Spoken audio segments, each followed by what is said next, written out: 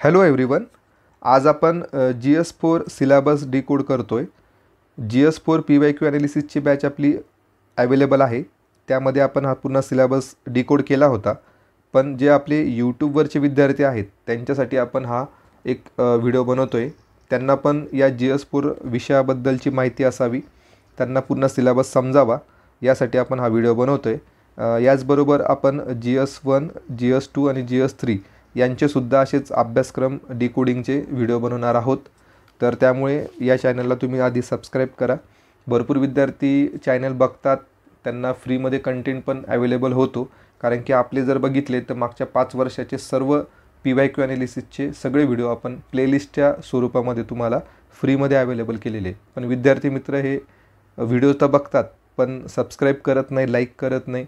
त्यामुळे माझं एक म्हणणं असेल की तुम्ही जेव्हा व्हिडिओ बघतायत त्यावेळेस तुम्ही अगोदर या व्हिडिओला लाईक करा, सबस्क्राईब करा, जेणेकरून मलाही नवीन नवीन व्हिडिओ बनवण्यासाठी एक प्रोत्साहन मिळतं. तर बघा मित्रांनो, आपला हा जो सिलेबस आहे तर आपल्याकडे आता राज्यसेवा 2024चा जो मुख्य परीक्षेचा पेपर असणार तो एप्रिल महिन्यात आहे. त्यामुळे तुमच्या जवळ फक्त 2.5 ते 2 महिने आहेत. तरीसुद्धा आपण हा व्हिडिओ बनवतो आहे की जेणेकरून तुम्हाला एक योग्य डायरेक्शन मिळावी GS4साठी. तुम्ही बघितलं असेल की मागच्या 4-5 वर्षांमध्ये किंवा MPCच्या सर्व जेव्हापासून हा GS4 आलेला आहे त्या वेळेपासून GS4मध्ये विद्यार्थ्यांचे मार्क फार कमी असतात. इवन जर तुम्ही 2023चा टॉपर्स बघितले तर त्यांचे मार्क जर तुम्हाला माहिती असेल तर 86 मार्क्स हे या विषयामध्ये सर्वोच्च मार्क मिळालेला आहे आतापर्यंत. तर त्यामुळे बघा, हा सब्जेक्ट जो आहे तो इतकाही काही आपण असं जसं समजतो की खूप अवघड वगैरे आहे, डिफिकल्ट आहे, असं काही नाही आहे. कारण की मुलांच्या मनात जो बायोटेक्नॉलॉजीचा पार्ट आहे तो इतका जास्त बसलेला आहे की त्या पार्टमुळं काय होतं आहे, विद्यार्थी या पूर्ण सब्जेक्टला डिफिकल्ट समजत आहे. तर आपण हे सगळ्या गोष्टी बघणार आहोत आणि तुम्हाला एकदम सोप्या भाषेमध्ये हा पूर्ण सिलेबस मी डिकोड करतो आहे. चला तर मग आपल्या व्हिडिओला आपण आता सुरू करूयात. तर बघा मित्रांनो, सर्वप्रथम तुम्हाला तर हे नॉर्मल गोष्टी माहितीच आहेत की 150 गुण असतात, 150 प्रश्न असतात आणि 2 तासाचा वेळ याच्यासाठी असतो.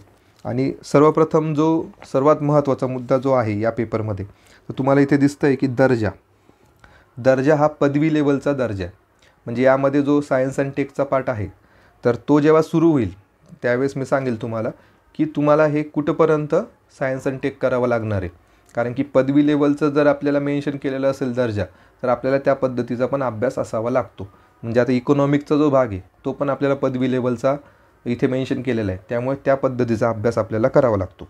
खाली जर आपण बघितलं टीप दिलेल्या आहेत त्यांनी 2, तर त्या टीप सर्वात महत्त्वाच्या आहे. पहिली टीप जर आपण वाचली तर आपल्याला समजतं आहे की प्रश्नपत्रिकेतील प्रश्नांचे स्वरूप आणि दर्जा अशा प्रकारचा असेल की एखादी सुशिक्षित व्यक्ती कोणताही विशेष अभ्यास न करता उत्तर देऊ शकेल. म्हणजे जे काही जनरलिस्ट नॉलेज असतं, ऑर्डिनरी माणूससुद्धा हा पेपर सॉल्व करू शकतो, अशा पद्धतीनेच तो फ्रेम केलेला असतो. तुम्हाला जर PYQ ॲनालिसिसचं ॲनालिसिस करायचं असेल तर PYQ ॲनालिसिस करताना मी बॅचमध्ये सांगितलेलं असतं की कोणत्या प्रश्नामध्ये आयोगाने कशा पद्धतीचे हिंट दिलेल्या आहेत आणि ह्या हिंट तुम्हाला ओळखता आला पाहिजे. आयोग हा प्रत्येक प्रश्नामध्ये हिंट देत असतो. कारण की आयोगाला पण माहिती असतं की एवढा मोठा डेटा आणि एवढा मोठा फॅक्च्युअल गोष्टी ह्या विद्यार्थ्यांच्या लक्षात राहू शकत नाही. त्यामुळे ते पण त्या पद्धतीने आपल्याला हिंट देत असतात. फक्त ती हिंट ओळखणं आणि ॲप्रोच बिल्डिंग करणं हे फार महत्त्वाचं असतं GS4मध्ये. तर हे तर आपल्याला समजलं आहे की विशेष अभ्यास न करताही तुम्ही ही प्रश्नपत्रिका सॉल्व करू शकतात, अशी इथे टीप दिलेली आहे. जर पुढे जर आपण पाहिलं तर उमेदवारांनी खाली नमूद केलेल्या विषयातील व उपविषयातील अद्ययावत आणि चालू घडामोडीचा अभ्यास करणे अपेक्षित आहे. तर बघा, आपण बॅचच्या माध्यमातून जे आपलं प्रायव्हेट टेलिग्राम चॅनल आहे तिथे आपण अनलिमिटेड व्ह्यूज देतो आहे. तर त्यामध्ये आपण जो काही करंट रिलेटेड डेटा असतो, समजा आता सर्वात जास्त करंट जर बघितलं तर आपल्याला सायन्स आणि टेकमध्ये दिसतं आहे. समजा स्पेसमध्ये एक सॅटेलाईट पाठवलेला आहे, तो सध्या करंटची न्यूज आहे या एका वर्षातली, तर ते मी तिथे अपलोड करत असतो टेलिग्राम चॅनलवर. म्हणजे तुम्हाला अप टू डेट ठेवण्याचं काम त्यामध्ये मी करत असतो. त्याचबरोबरीने द हिंदू पेपर जो आहे, द हिंदू न्यूजपेपरचे पण सोर्सेस फार छान आहे. कारण की त्याच्यामध्ये जो सायन्सचा कंटेंट येतो तो मला ज्यावेळेस मला चांगला वाटतो की हां ठीक आहे, हा कंटेंट आपण देऊ शकतो विद्यार्थ्यांना, किंवा इकॉनॉमिक्समधले जे काही लेख येत असतात, एडिटोरियल येत असतात द हिंदूमध्ये, तर ते पण मी कात्रनं आपल्या टेलिग्राम चॅनलवर टाकत असतो, जेणेकरून तुम्हाला त्या बॅचमध्ये पण अप टू डेट राहता येईल. त्यामुळे इथे ह्या दोन्ही गोष्टी मेन्शन केलेल्या आहे आयोगाने. एकतर तुम्हाला विशेष अभ्यास न करताही तुम्ही हा प्रश्नपत्रिका सॉल्व करू शकतात, आणि त्याचबरोबरीने चालू घडामोडीचा अभ्याससुद्धा तुम्हाला असणं इथे गरजेचं आहे. तर या दोन गोष्टी तुम्ही लक्षात ठेवायच्या. आणि दर्जा तो दिलेला आहे तो पदवी दर्जा आहे. तर आपण आता आपल्या पूर्ण टॉपिकला सुरुवात करू. सर्वप्रथम आपण काय करणार आहोत की हा जो पूर्ण सिलेबस आहे याला आपण 3 भागामध्ये डिवाईड करणार आहोत. कारण की इतका मोठा सिलेबस आहे, पण याला जर आपण थोडे तुकडे तुकडे करून जर बघितला तर आपला हा चांगल्या प्रकारे लक्षात राहू शकतो. त्यामुळे आपण याचं 3 भागामध्ये डिव्हिजन करतो आहे. पहिला जर भाग बघितला आपला तर तो असणार आहे आपला समग्रलक्षी अर्थशास्त्र. म्हणजे याच्यामध्ये हा जो काही कोर इकॉनॉमिक्स आपण त्याला म्हणतो, तर कोर इकॉनॉमिक्सचा भाग इथे दिलेला आहे. आणि यामध्ये 5 टॉपिक आहेत. बघा इथे 5 टॉपिक तुम्हाला दिसणार. दुसरा जो आपण भाग करतो आहे तो आहे आपला सिलेबसनुसारच आपण जातो आहे इंडियन इकॉनॉमी. म्हणजे विशेष करून आपण बघतो बघा, इंडियन इकॉनॉमी असते, ॲग्रिकल्चरल इकॉनॉमी असते, USA ची इकॉनॉमी वेगळी असते, चायनाची इकॉनॉमी वेगळी असते. त्या पद्धतीने आपल्याला काय मेन्शन केलेलं आहे इंडियन इकॉनॉमी. म्हणजे फक्त आपल्याला भारतीय अर्थव्यवस्था याच्यामध्ये बघायची. त्यानंतर आपण पुढचा भाग बघूयात. आता हा जो कृषीचा भाग आहे 2.10 तर हा कृषीचा भाग आपण भारतीय अर्थव्यवस्थेमध्येच घेतो आहे. त्यामुळे हा काय वेगळा भाग आपण करत नाही आहे, कृषीला आपण त्याच्यामध्येच ठेवतो आहे. त्यानंतर तिसरा जो भाग आहे आपला मेजर भाग, त्याला आपण म्हणतो विज्ञान व तंत्रज्ञान. तर हा जो मेजर पार्ट आहे, तर हे 3 भाग तुम्हाला करणं फार गरजेचं असतं. आपण सायन्स अँड टेक करताना तुम्हाला इंग्लिशमध्ये पण मी सांगणार आहे याबद्दल सगळी माहिती. म्हणजे आता सर्वप्रथम मी तुम्हाला काय बोललो की आपल्याला सिलेबसचे 3 भाग करायचे. या 3 भागामध्ये सर्वप्रथम आपण बघितलं समग्रलक्षी अर्थशास्त्र. 2 नंबरचा भाग आपला भारतीय अर्थव्यवस्था आहे. आता पहिल्या टॉपिकमध्ये जर बघितलं तर 5 टॉपिक येतात, आणि दुसऱ्यामध्ये जर बघितलं तर कृषीपर्यंतचा जो पार्ट आहे तो त्याच्यामध्ये कवर होतो. आणि नंतर जो तिसरा भाग आपण केलेला आहे तो आहे आपला सायन्स आणि टेकचा. इथपर्यंत तुम्हाला समजलं असेल. तर बघा आपण आता पहिल्या टॉपिकला सुरुवात करू. 1.1. आता बघा 1.1मध्ये स्पष्ट काय दिलेलं आहे त्यांनी, समग्रलक्षी अर्थशास्त्र. म्हणजे जे काही संकल्पना असतात अर्थशास्त्रातल्या, त्या सगळ्या संकल्पना याच्यामध्ये तुम्हाला विचारल्या जातील. आणि त्या पण संकल्पना अशा आहेत की ज्या तुम्ही प्रीच्या सिलेबसमध्ये कवर केलेल्या आहेत. त्यामुळे इथे मी तुम्हाला इथे लिहून देतो आहे की प्री अभ्यास करताना किंवा कंबाईनचा जरी तुम्ही आत्ता कंबाईनची जे पेपर झाला 2 फेब्रुवारीचा, त्यावेळेस जेव्हा तुम्ही अर्थशास्त्र वाचत होतात तेव्हा पण तुम्ही याच्यातला भरपूर पाठ केलेला आहे. त्यामुळे हा जो पार्ट हा इझी कॅटेगरीमधले आपण पकडू शकतो की याच्यातले बऱ्यापैकी प्रश्न जे असतात ते रिजिड असतात, ते काय बदलत नाही, डायनॅमिक नसतात, ते वारंवार तेच प्रश्न विचारले जात असतात आपल्याला. आता बघूयात कन्सेप्ट कशा आहे त्याच्यामध्ये. तर पहिली कन्सेप्ट इथं स्पष्ट दिलेली आहे, राष्ट्रीय उत्पन्न संकल्पना. म्हणजे आपलं नॅशनल इन्कम ही जी संकल्पना ही प्रत्येक इकॉनॉमिकच्या पुस्तकामध्ये त्यांच्या पहिल्या किंवा दुसऱ्या चॅप्टरमध्ये दिलेली असते. ठीक आहे. त्याच्यामुळे राष्ट्रीय उत्पन्न संकल्पना एकदम बेसिक पार्ट आहे. त्याच्या डेफिनेशन्स वगैरे तुम्ही बघू शकतात. इवन तुम्ही स्टेट बोर्ड 11वी आणि 12वी हे पण तुम्ही इथं रेफर करू शकतात. पुढे जर बघितलं तर स्थूल देशांतर्गत उत्पादन, त्यालाच आपण काय म्हणतो GDP कन्सेप्ट. GDP कन्सेप्टबद्दल तुम्हाला विचारलं जातं. मग GDPचे फॉर्म्युले विचारले जातील, किंवा भारताचा टोटल GDP किती आहे, किंवा जे काही फॅक्च्युअल गोष्टी आहेत त्या पण इथे तुम्हाला विचारले जातात. पण बेसिकली यामध्ये तुम्हाला संकल्पना ह्या जास्त विचारल्या जातात की त्याचे डेफिनेशन काय, GDPचे डेफिनेशन काय वगैरे या गोष्टी, किंवा GDPमध्ये कोणकोणते घटक समाविष्ट होतात, या पद्धतीचे प्रश्न ह्याच्यामध्ये असतात.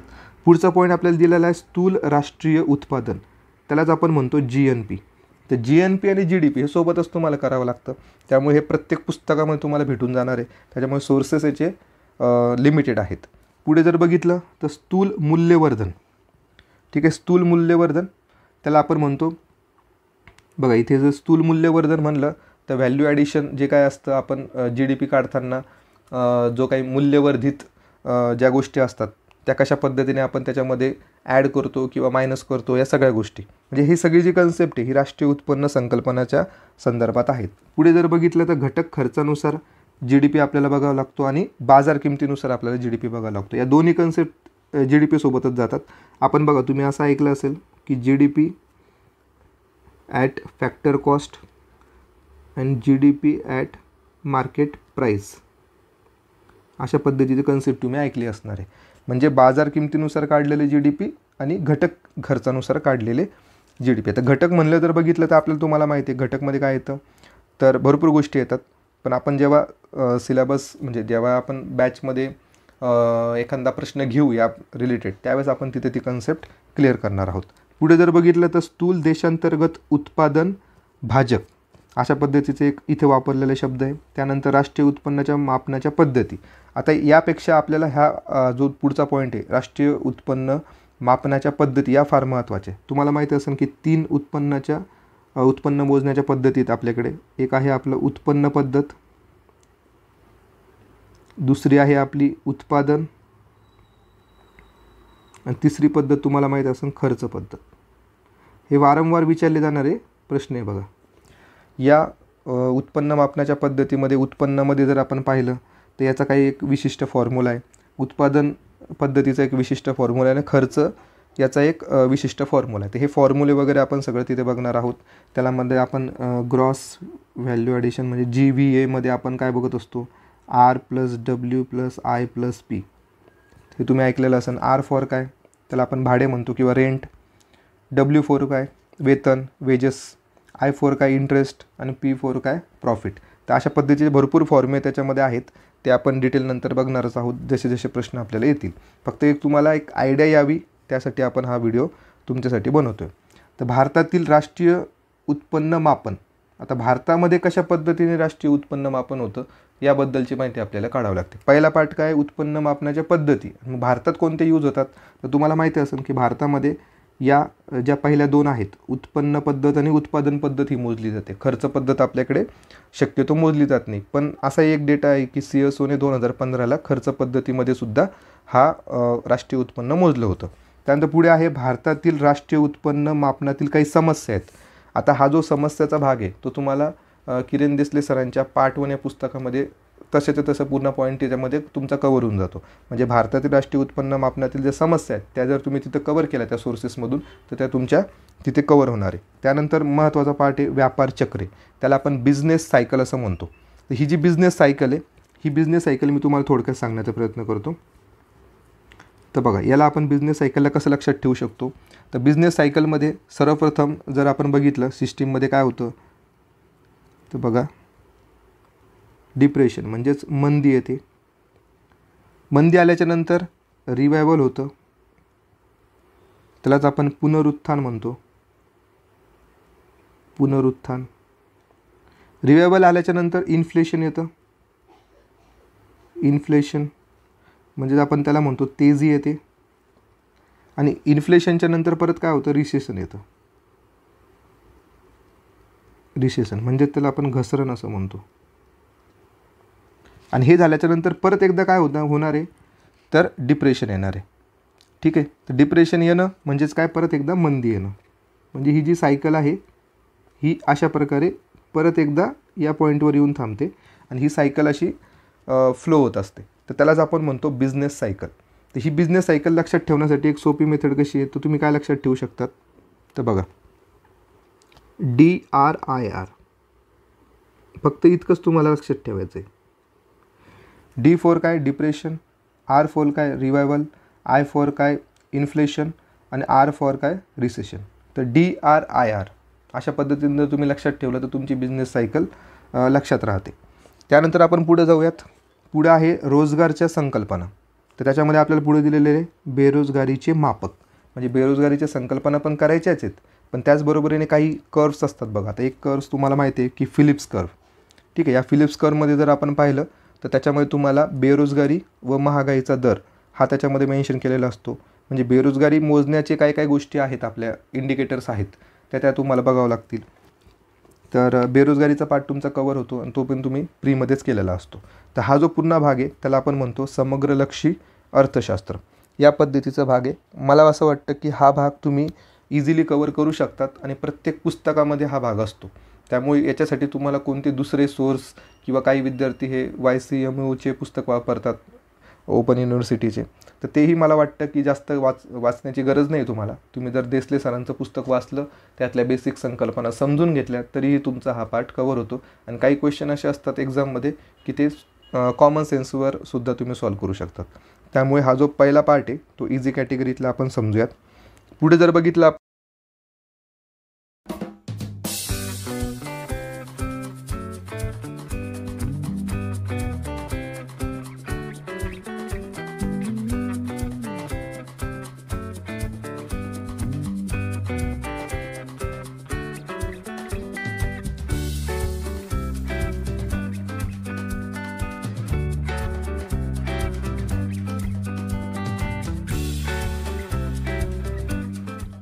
पण तो पुढचा पार्ट आहे आपला वृद्धी आणि विकास, ग्रोथ आणि डेव्हलपमेंट.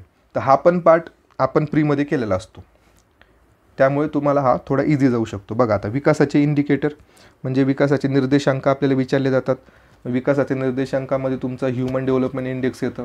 भरपूर काही जे काही इंडेक्स आहेत त्याच्यामध्ये तुम्हाला डेव्हलपमेंट दिसते, ते इंडिकेटर तुम्हाला करावे लागतात. विकासाचे सामाजिक व आर्थिक निर्देशांक हे तुम्हाला दिसले या पुस्तकामध्ये तुम्हाला स्पष्ट दिसून जाईल, त्याच्यामुळे हा पार्ट तिथं कवर होऊन जातो तुमचा. समावेशक विकास पण तिथं कवर होऊन जातो तुमचा, इन्क्लुजन डेव्हलपमेंट.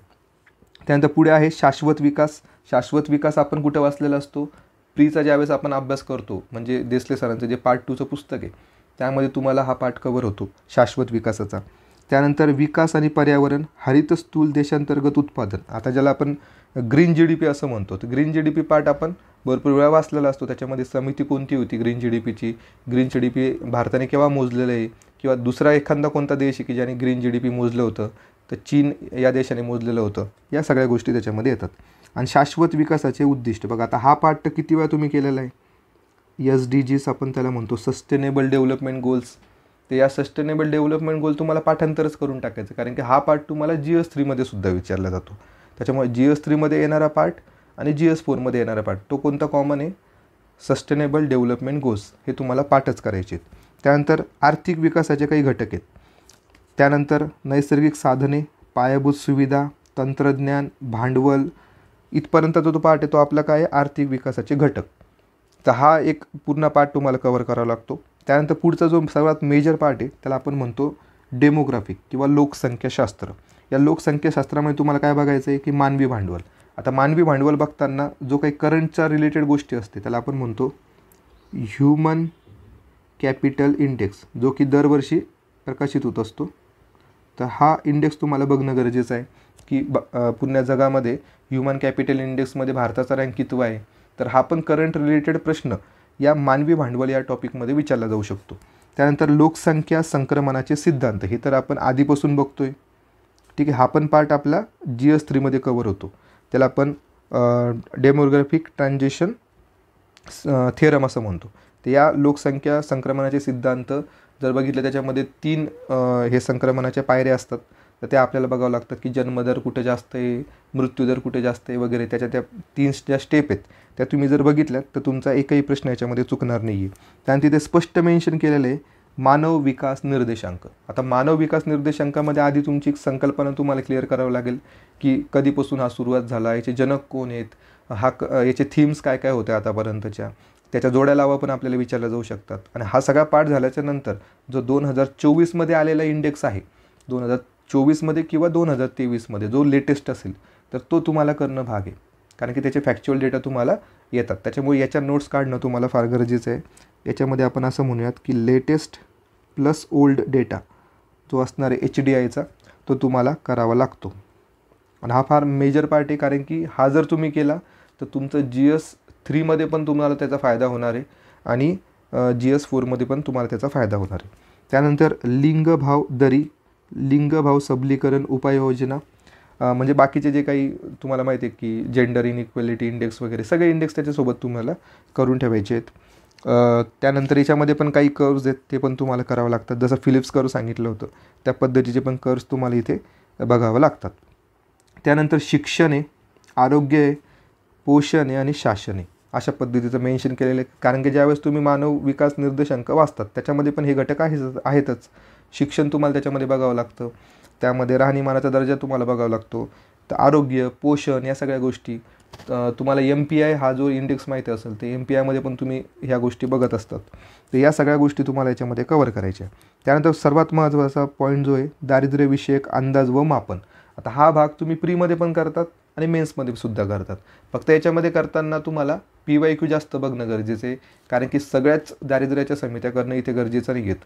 तुम्हाला PYQ वरून समजून जाईल की कशा पद्धतीचा आपल्याला अभ्यास त्याच्यामध्ये करावा लागणार आहे, की लिमिटेड सोर्सेस वापरून लिमिटेड स्टडी याच्यामध्ये करावं लागेल आणि पाठांतरावर भर या टॉपिकला तुम्हाला द्यावा लागेल. त्यानंतर पुढे दिलेलं आहे तुम्हाला दारिद्र्य रेषा म्हणजे पॉवर्टी लाईन. तर पॉवर्टी लाईनमध्ये जर बघितलं तुम्हाला माहिती असेल की 2022 मध्ये जगाची जी काही दारिद्र्य रेषा ठरवलेली आहे ती किती आहे, $2.15.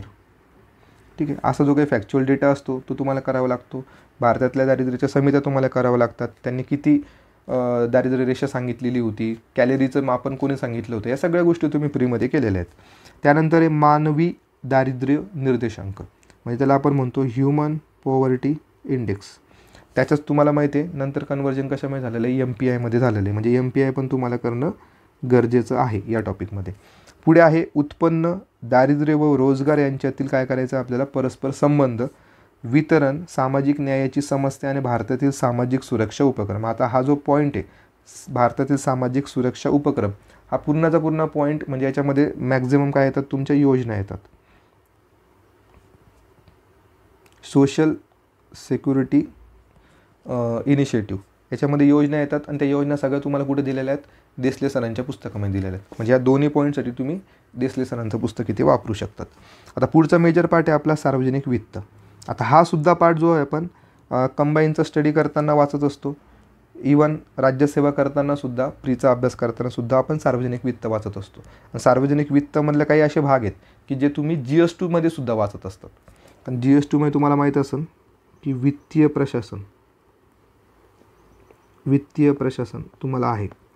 या GS2 मधल्या वित्तीय प्रशासनामध्ये हा भाग तुम्ही वाचतात कोणता, की अर्थसंकल्प, त्याचे काही कायद्यानुसार जे काही पॉईंट्स आहेत, ॲप्रोप्रिएशन बिल कसं मांडलं जातं वगैरे, त्याचे कलम वगैरे हे तुम्ही तिथे GS2 मध्ये बघत असतात. तर तोच भाग इथे थोडं इकॉनॉमिक्सच्या अँगलने तुम्हाला इथे दिलेला आहे. ठीक आहे. याच्यामध्ये मग तुटीच्या संकल्पना जो एक्स्ट्रा पार्ट आहे किंवा FRBM ॲक्ट आहे, ह्या याच्यामध्ये गोष्टी तुम्हाला मेन्शन केलेल्या असतात. तर बघा सार्वजनिक वित्तामध्ये काय सांगितलेलं आहे की बाजार अर्थव्यवस्थेतील सार्वजनिक वित्ताची व आयव्यवहाराची भूमिका, बाजार अपयशानं विकासानुकूलता. त्यानंतर पुढे दिलेलं आहे सार्वजनिक गुंतवणुकीचे काही निकष आहेत, म्हणजे इन्व्हेस्टमेंट, पब्लिक इन्व्हेस्टमेंटसाठी काही निकष असतात ते तुम्हाला करावे लागतील. त्यानंतर गुणवस्तू आणि सार्वजनिक वस्तू, हा पॉईंट तुम्हाला देसले सरांच्या पुस्तकामध्ये मिळतो. त्याला आपण मेरिट गुड्स आणि पब्लिक गुड्स असं म्हणतो. तर याची ते एक टेबलच दिलेला आहे त्या पुस्तकामध्ये, तर तो टेबल तुम्ही बघू शकतात. मेरिट्स गुड्समध्ये बघितलं तर शाळा हे त्याचं एक्झाम्पल आहे, स्कूल. पब्लिक गुड्समध्ये बघितलं तर रस्ते हे त्याचं एक्झाम्पल आहे. अशा पद्धतीच्या गोष्टी.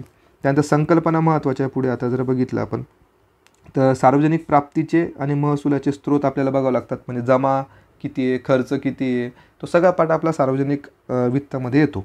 त्यानंतर कर भार आणि कराघात किंवा कराचा परिणाम, ह्या सगळ्या गोष्टी आपल्याला याच्यामध्ये बघायच्या आहेत. सार्वजनिक खर्चाचे प्रकार आपल्याला बघावं लागतात. अंदाजपत्रकीय तूट, राजकोषीय तूट, इथं किती तूट मेन्शन केलेल्या आहेत सिलेबसमध्ये आपल्याला, अंदाजपत्रकीय तूट आणि राजकोषीय तुटीलाच आपण काय म्हणतो, फिस्कल डेफिसिटची संकल्पना. त्याच्यामध्ये आपल्याला काय बघायचं आहे, संकल्पना बघायचं आहे. तुटीचे नियंत्रण कशा पद्धतीने करावं लागतं, त्याच्यासाठी काय सरकारी उपाययोजना आहेत, त्या सगळ्या याच्यामध्ये बघतो आपण. सार्वजनिक कर्ज आणि कार्याधारित शून्याधारित अर्थसंकल्प, म्हणजे झिरो बेस्ड बजेट, हा पण पाठ आपण प्रीमध्ये करत असतो. त्यानंतर लिंगभाव आधारित अर्थसंकल्प, जेंडर बेस्ड बजेट. हे ज्या दोन कन्सेप्ट आहेत ह्या पण तुमच्या देसले सरांच्या पुस्तकामध्ये कंप्लीट होतील. तुम्हाला फक्त संकल्पना समजून घ्यायच्या आहेत की जेंडर बेस्ड बजेट काय असतं, झिरो बेस्ड बजेट कोणी सुरू केलं होतं, पुण्या जगामध्ये कोणत्या देशाने सुरू केलं, भारताने कधी सुरू केलं, या सगळ्या गोष्टी तुम्हाला बघावं लागतात. म्हणजे याच्यामध्ये बऱ्यापैकी फॅक्च्युअल डेटा हा तुम्हाला मिळणार आहे. पुढे जर मेजर पार्ट आहे आपला मुद्रा किंवा पैसा, त्याला आपण चलन पण म्हणू शकतो, मनी म्हणू शकतो. तर मनीचा पण पार्ट तुम्ही कंबाईनचा स्टडी करताना सुद्धा वाचलेला असतो.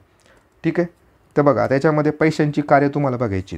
आता पैशांची कार्य बघण्यासाठी आपण एक मस्त शॉर्टकट ट्रिक वापरलेली. त्याच्यामध्ये जर तुम्हाला प्राथमिक कार्य बघायचे असतील तर आपण त्याच्यामध्ये EM असा एक कोड वापरलेला आहे. सेकंडरी कार्य जर बघायचे असेल तर आपण त्याला SS साठी कोड वापरलेला आहे. आणि जर तुम्हाला त्याचे अनुषंगिक कार्य बघायचे असतील त्यासाठी आपण BOLT अशा पद्धतीचा कोड वापरलेला आहे. हे जे काही गोष्टी आहेत छोट्या शॉर्टकट्स वगैरे असतील तुम्हाला लक्षात ठेवण्यासाठी काय काय सांगता येईल, तर ते सगळं आपण आपल्या बॅचमध्ये तुम्हाला व्यवस्थितपणे एक्सप्लेन केलेलं आहे. तर ज्यांना खरंच इच्छा असेल की तुम्हाला GS4चं ॲप्रोच बिल्डिंग करायचं असेल, बऱ्यापैकी सगळ्या कन्सेप्ट समजून घ्यायचे असतील, तर त्यांनी नक्की आपली GS4 PYQ ॲनालिसिसची बॅच जॉईन करा. नक्की तुम्हाला फायदा होईल.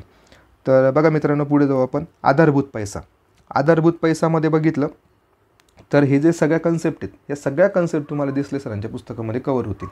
कारण की त्याच्यामध्ये बऱ्यापैकी पुढे जे आपण M1, M2, M3 वगैरे बघतो त्या कन्सेप्ट पण त्याच्यामध्ये दिलेल्या आहेत.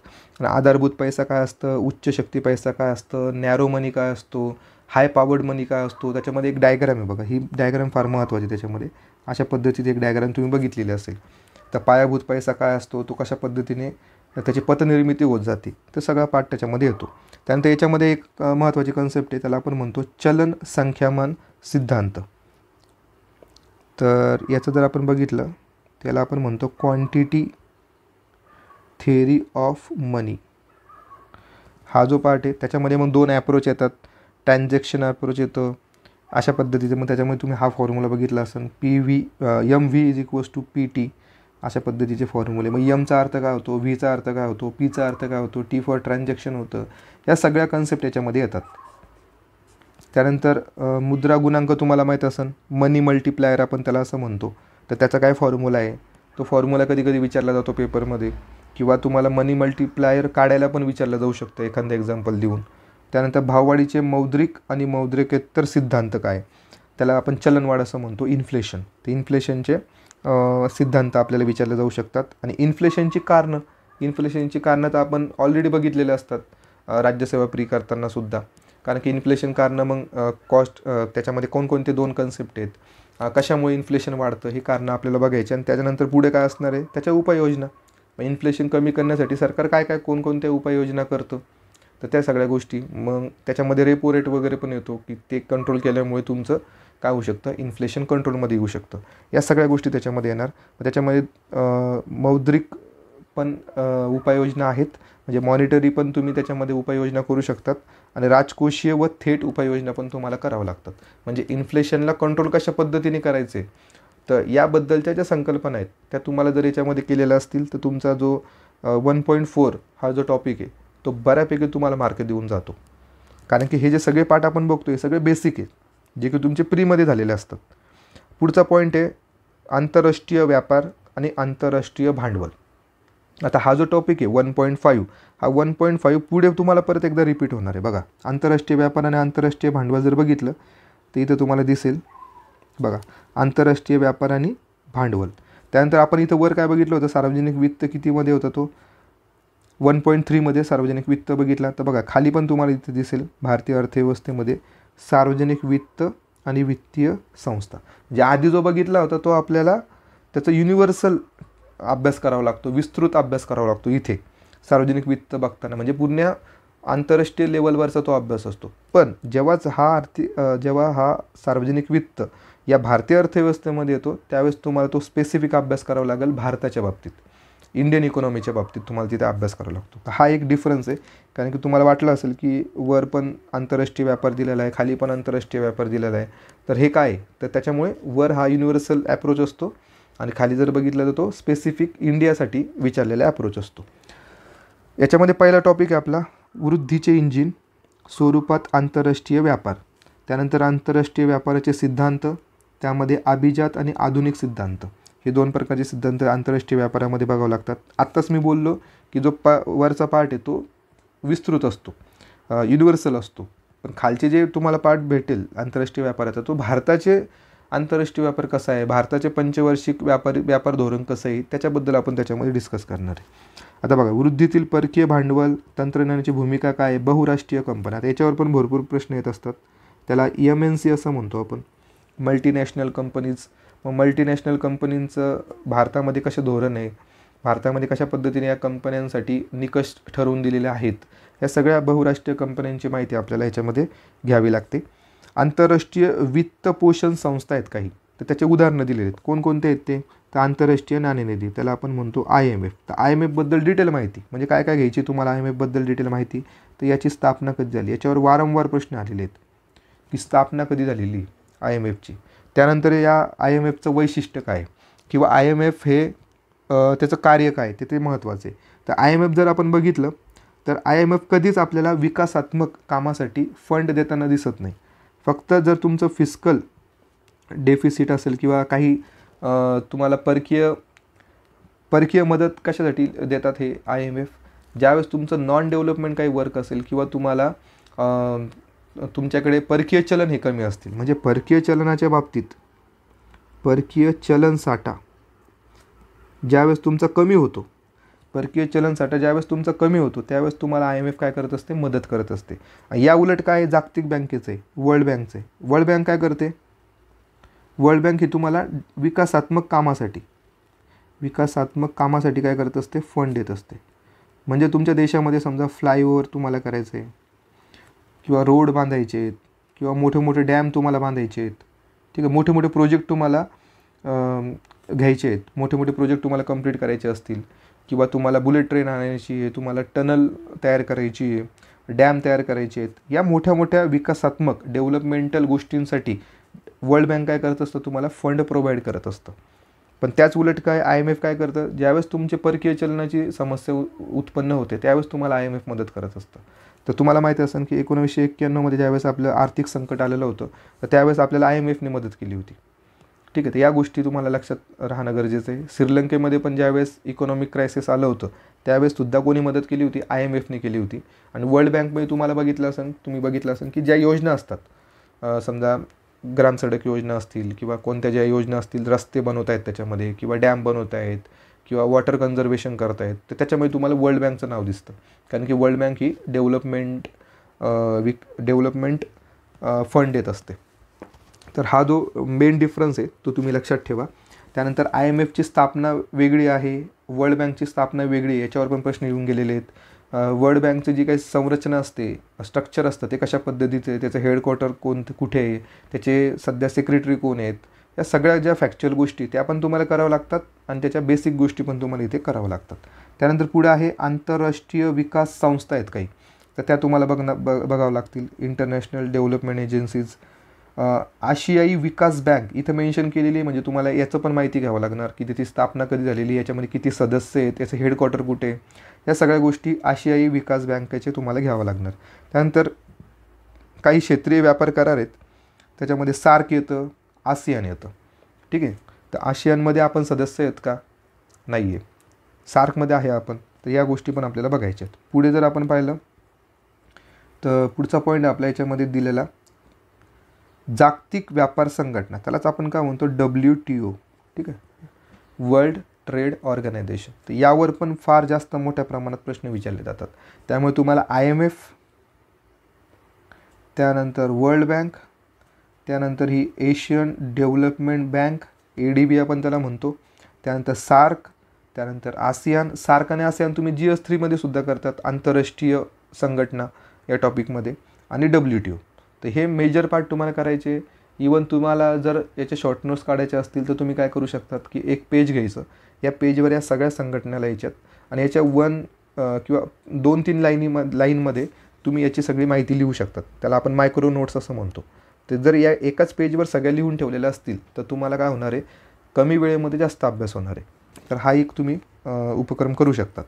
त्यानंतर आंतरराष्ट्रीय व्यापार, गुंतवणूक, व्यापारविषयक बौद्धिक संपदा आणि व्यापारविषयक गुंतवणूक उपाय, ठीक आहे. तर हा पॉईंट इथे दिलेला आहे, त्यालाच आपण काय म्हणतो ट्रिप्स आणि ट्रिम्स. हे जे करार आहेत ते तुम्हाला बघावं लागतं त्याच्यामध्ये, ठीक आहे. आता वर्ल्ड बँकचं समजा कधी कधी त्यांनी काय करू शकतात, ते वर्ल्ड बँकचे जे काही असोसिएट आहेत त्याला आपण IBRD असं म्हणतो, त्यामध्ये IDA येतात, भरपूर त्याच्यामध्ये सहयोगी संस्था आहेत वर्ल्ड बँकच्या, तर त्या पण तुम्हाला इथे करणं गरजेच्या असतात. आता बघा, आपला पार्ट झाला, 5 टॉपिक आपले कवर झालेत, ठीक आहे. समग्रलक्षी अर्थशास्त्रामध्ये पहिला पार्ट आपण काय बघितला, समग्रलक्षी अर्थशास्त्र. त्याच्यामध्ये बेसिक होतं सगळं राष्ट्रीय उत्पन्नाच्या संबंधात. त्यानंतर त्याच्यामध्ये बिझनेस सायकल आपण बघितली. पुढे जर बघितलं तर वृद्धी आणि विकासमध्ये ग्रोथ, नॅशनल इन्कमचेच रिलेटेड आहेत, आणि डेव्हलपमेंटमध्ये आपल्याला HDI हा चांगल्या पद्धतीचा करायचा आहे. HDI त्याचे काय काय इंडिकेटर्स असतात. त्यानंतर याच्यामध्ये दारिद्र्य पण बघितलं आपण, दारिद्र्य रेषा बघितली, तर त्याच्या संकल्पना, समित्या सगळं त्याच्यामध्ये येतं. त्यानंतर सगळ्यात मेजर पार्ट कोणता आहे वृद्धी आणि विकासमध्ये, लोकसंख्या. तर लोकसंख्या तुम्हाला इथं चांगल्या पद्धतीने करून ठेवायचं आहे, आणि ह्युमन कॅपिटल इंडेक्स पण त्याच्यामध्ये विचारलं जातं. सार्वजनिक वित्तामध्ये आपण बेसिक पार्ट बघितला की सार्वजनिक खर्चाचे प्रकार कोणकोणते असतात, तुटीचे प्रकार कोणकोणते असतात. त्याच्यामध्ये मेन्शन केले होते राजकोषीय तूट, अंदाजपत्रकीय तूट किंवा शून्यधारित अर्थसंकल्प कसा असतो. तर बेसिक माहिती या पब्लिक फायनान्समध्ये तुम्हाला विचारले जाईल.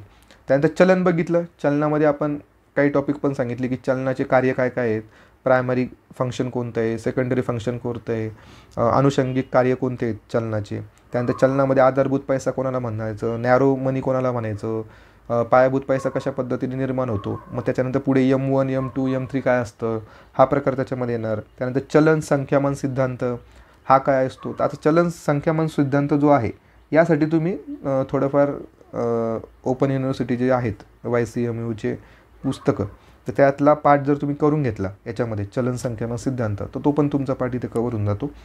त्यानंतर आपण बघितलं होतं की चलन वाढ जर झालेली असेल तर त्याच्यावर काय उपाययोजना आहेत. मग त्याच्यामध्ये 2 प्रकारची उपाययोजना आहेत, मौद्रिक आणि राजकोषीय फिस्कल उपाय पण त्याच्यामध्ये आहेत. त्यानंतर 1.5 मध्ये आपण बघितलं आंतरराष्ट्रीय व्यापार आणि आंतरराष्ट्रीय भांडवल. त्यामध्ये मेजरली तर आपण संघटनाच बघितल्या, मोठ्या मोठ्या संस्था बघितल्या, IMF, World Bank, Asian Development Bank, SAARC, ASEAN आणि WTO. ठीक आहे, हा मेजर पार्ट तुमचा इझिली कवर होऊ शकतो. आणि या पहिल्या टॉपिकवर म्हणजे ह्या 1.1 पासून तर 1.5 या टॉपिकवर तुम्हाला मॅक्झिमम मार्क घ्यायचे आहेत. म्हणजे जे विद्यार्थी म्हणतात की GS4 मध्ये मार्क आम्हाला कमी पडत आहेत, तर त्याचं जर सोल्युशन तुम्हाला सांगायचं असेल तर तुम्हाला या फर्स्ट पार्टमध्ये मॅक्झिमम मार्क घ्यायचे आहेत. कारण की पुढचा जो पार्ट आहे थोडा तो डिफिकल्ट जाऊ शकतो तुम्हाला, पण हा पार्ट आहे आपला स्टॅटिक आहे, ह्याच्यामध्ये जास्त काही बदल घडत नाहीत, तेच प्रश्न विचारले जातात. आणि याला तुम्हाला महत्त्वाचं असणार आहे प्रिवियस इयर क्वेश्चन पेपर, कारण की तिथले पण प्रश्न काही रिपीट झालेले असतात दरवेळेस. पुढचा जो भाग आहे आपला तो आहे 2 नंबरचा टॉपिक, त्याला आपण म्हणतो भारतीय अर्थव्यवस्था. त्याच्यामध्ये पहिला भाग येतो आपला भारतीय अर्थव्यवस्थेचा आपल्याला काय करायचं आहे, आढावा घ्यायचा आहे, म्हणजे वैशिष्ट्य वगैरे बघायचे आहेत. भारतीय अर्थव्यवस्थेसमोरची आव्हाने कोणकोणते, दारिद्र्य आव्हाने, बेरोजगारी आहे, प्रादेशिक असमतोल आहे भारतामध्ये, निर्मूलनाचे उपाय पण सांगितलेले, म्हणजे ह्या गोष्टी बघायच्यात आणि त्याच्या निर्मूलनाचे उपाय पण बघायचे आहेत, मग त्याच्या योजना वगैरे पण असतील. त्यानंतर नियोजन आपण तर पंचवार्षिक योजना बघतच असतो, तर त्याचा प्रकार आपल्याला बघायचे आहेत. त्याच्यानंतर नियोजन आयोग आपल्याला बघायचे सगळे 12 नियोजन आयोग. आणि त्यानंतर जे नवीन आलेलं आहे नीती आयोग, तर त्याची पण आपल्याला माहिती घ्यायची आहे. तर नीती आयोगावर दरवर्षी प्रश्न असतो. प्रश्न कसे असणार की नीती आयोगाची स्थापना, हे आता एकदम कॉमन क्वेश्चन झालेला आहे, पण याच्या पुढे जाऊन ते आता काय करतायत की रचना आपल्याला विचारली जाते, त्यामुळे रचना ही चांगल्या पद्धतीने करायची. आणि जर अजून पुढे जात असतील तर लेटेस्टमध्ये जे काही नेमणुका झालेल्या आहेत नीती आयोगामध्ये, की सदस्य कोण आहेत, त्याचे सचिव कोण आहेत, त्याचे अध्यक्ष कोण आहेत नीती आयोगाचे, तर हे तुम्हाला करावं लागतात, उपाध्यक्ष कोण आहेत, तर हे सगळ्या गोष्टी. ठीक आहे. त्यानंतर पुढे गेलो तर आर्थिक सुधारणा, त्याला आपण म्हणतो इकॉनॉमिक रिफॉर्म. तर हा सर्वात मेजर पार्ट आहे, इकॉनॉमिक रिफॉर्म आपण त्याला म्हणतो. हा पार्ट तुम्हाला देसले सरांच्या पुस्तकातून करायचा आहे. त्याच्यामध्ये बघा उदारीकरण, खाजगीकरण आणि जागतिकीकरण, ज्या LPG ज्या सगळ्या संकल्पना आहेत आणि ज्याच्यामध्ये कशा कशा पद्धतीने प्रगती झालेली 1991च्या नंतर, तर त्या सगळ्या प्रगतीचा आढावा तुम्हाला तिथे घ्यावा लागणार आहे की LPGमध्ये कसे कसे बदल झाले ते सगळ्या गोष्टी. त्याच्यामध्ये मग काय संकल्पना LPGचे मग विशिष्ट करून ते काय करतात, कधी जागतिकीकरणाची व्याख्या विचारणार, कधीतरी खाजगीकरणाची व्याख्या विचारणार, कधीतरी उदारीकरण म्हणजे काय ते व्याख्या विचारणार. त्यानंतर त्याची व्याप्ती आणि मर्यादा विचारली जाते. केंद्र आणि राज्य पातळीवरील आर्थिक सुधारणा कशा पद्धतीने आपण केलेल्या आहेत त्या आपल्याला विचारला जाणार. मग तो काही जो पूर्ण भाग आहे तो फक्त तुम्हाला देसले सरांच्याच पुस्तकातून करायचा आहे, तर तो तुमचा चांगल्या पद्धतीने कव्हर होईल. तर LPG याच्यामध्ये आपण बघितलं. पुढचा जो भाग आहे आपला मेजर 2.2, त्याच्यामध्ये भारतीय शेती आणि ग्रामीण विकास हा स्पष्ट तुम्हाला उल्लेख केलेला आहे. हा जो भाग आहे तो तुम्हाला GS1 मध्ये पण बघायला मिळतो, GS1 मध्ये. तर त्याच्यामुळे तो पण तिथं पॅरलल होतो आहे GS1 मध्ये आणि GS4 मध्ये पण हा पॅरलल होतो आहे. आर्थिक विकासात शेतीची काय भूमिका आहे, शेती, उद्योग, सेवा क्षेत्रातील आंतरसंबंध कशा पद्धतीचा आहे, भारतातील कृषी विकासातील प्रादेशिक असमानता. आता बघितलं प्रादेशिक असमानता कसं आहे कृषी विकासामध्ये, वर जर आपण बघितलं पंजाब हरियाणामध्ये तिथं हरित क्रांती वगैरे चांगल्या प्रकारे झाली होती, पण इकडे जर आपण बघितलं ओडिसा राज्यात किंवा अशा मागासलेल्या राज्यामध्ये, तर तिथं कृषीमध्ये जास्त काही टेक्नॉलॉजी किंवा त्याच्यामध्ये जास्त काही विकास झालेला नाही आहे. तर हा काय आपल्याकडे एक प्रादेशिक असमानता आहे. त्यानंतर पुढे जर आपण गेलो तर पुढे दिसेल आपल्याला शेतीचे प्रकार. तर शेतीचे प्रकार जे आहेत, कंत्राटी शेती असेल, उपग्रह शेती असेल, कॉर्पोरेट शेती असेल, सेंद्रिय शेती असेल, तर हा आपण GS1 मध्ये पण बघत असतो. Organic farming, precision farming, contract farming वगैरे ह्या गोष्टी. त्यानंतर पुढे आहे कृषी उत्पादकता. आता कृषी उत्पादकता याच्यामध्ये फॅक्च्युअल डेटा जास्त विचारला जाणार कृषी उत्पादकतेमध्ये, की अन्नधान्याचं उत्पादन किती होतं, म्हणजे ज्यावेळेस भारत स्वतंत्र झाला त्यावेळेस अन्नधान्याचं उत्पादन किती होतं आणि आता जर इकॉनॉमिक सर्वे बघितला लेटेस्टमधला तर त्याच्यामध्ये अन्नधान्याचं उत्पादन किती आहे, त्याच्यामध्ये काय होतं आहे, बदल होतो आहे, म्हणजे वाढत जातं आहे की कमी होत जातं आहे, हा सगळा जो ट्रेंड असतो तो तुम्हाला इथे विचारला जाणार. हरित क्रांती विचारला जाणार. हरित क्रांती तुम्ही GS2 मध्ये पण बघतात. तंत्रज्ञान विषयक बदल, जनुकीय सुधारणा तंत्रज्ञान, कृषी किंमत निर्धारण, त्याला आपण MSP वगैरे पण म्हणतो, MSP CACPच्या माध्यमातून तुम्हाला त्याच्यामध्ये भरपूर प्रश्न आलेले आहेत PYQमध्ये. कृषी विपणन काय आहे, शेती पतपुरवठा आणि नाबार्ड, तर इथं नाबार्डचं मेन्शन केलेलं आहे त्यांनी. ठीक आहे, तर नाबार्ड जे आहे, नाबार्डची जी स्थापना आहे ती कोणत्या समितीच्या शिफारशीवरून करण्यात आली, नाबार्डचं कार्य काय आहे, तर त्या गोष्टी, RIDF फंड काय असतो तो आपल्याला विचारला जाऊ शकतो.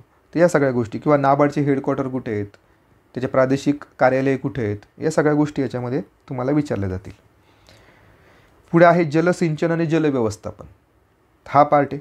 पशुधन, त्याची उत्पादकता, म्हणजे पशुगणना पण याच्यामध्ये तुम्हाला विचारले जाऊ शकते. पशुगणना, समजा 20वी पशुगणना तुम्हाला करून जायची, जे की तुम्ही ॲग्रिकल्चरमध्ये पण करतात.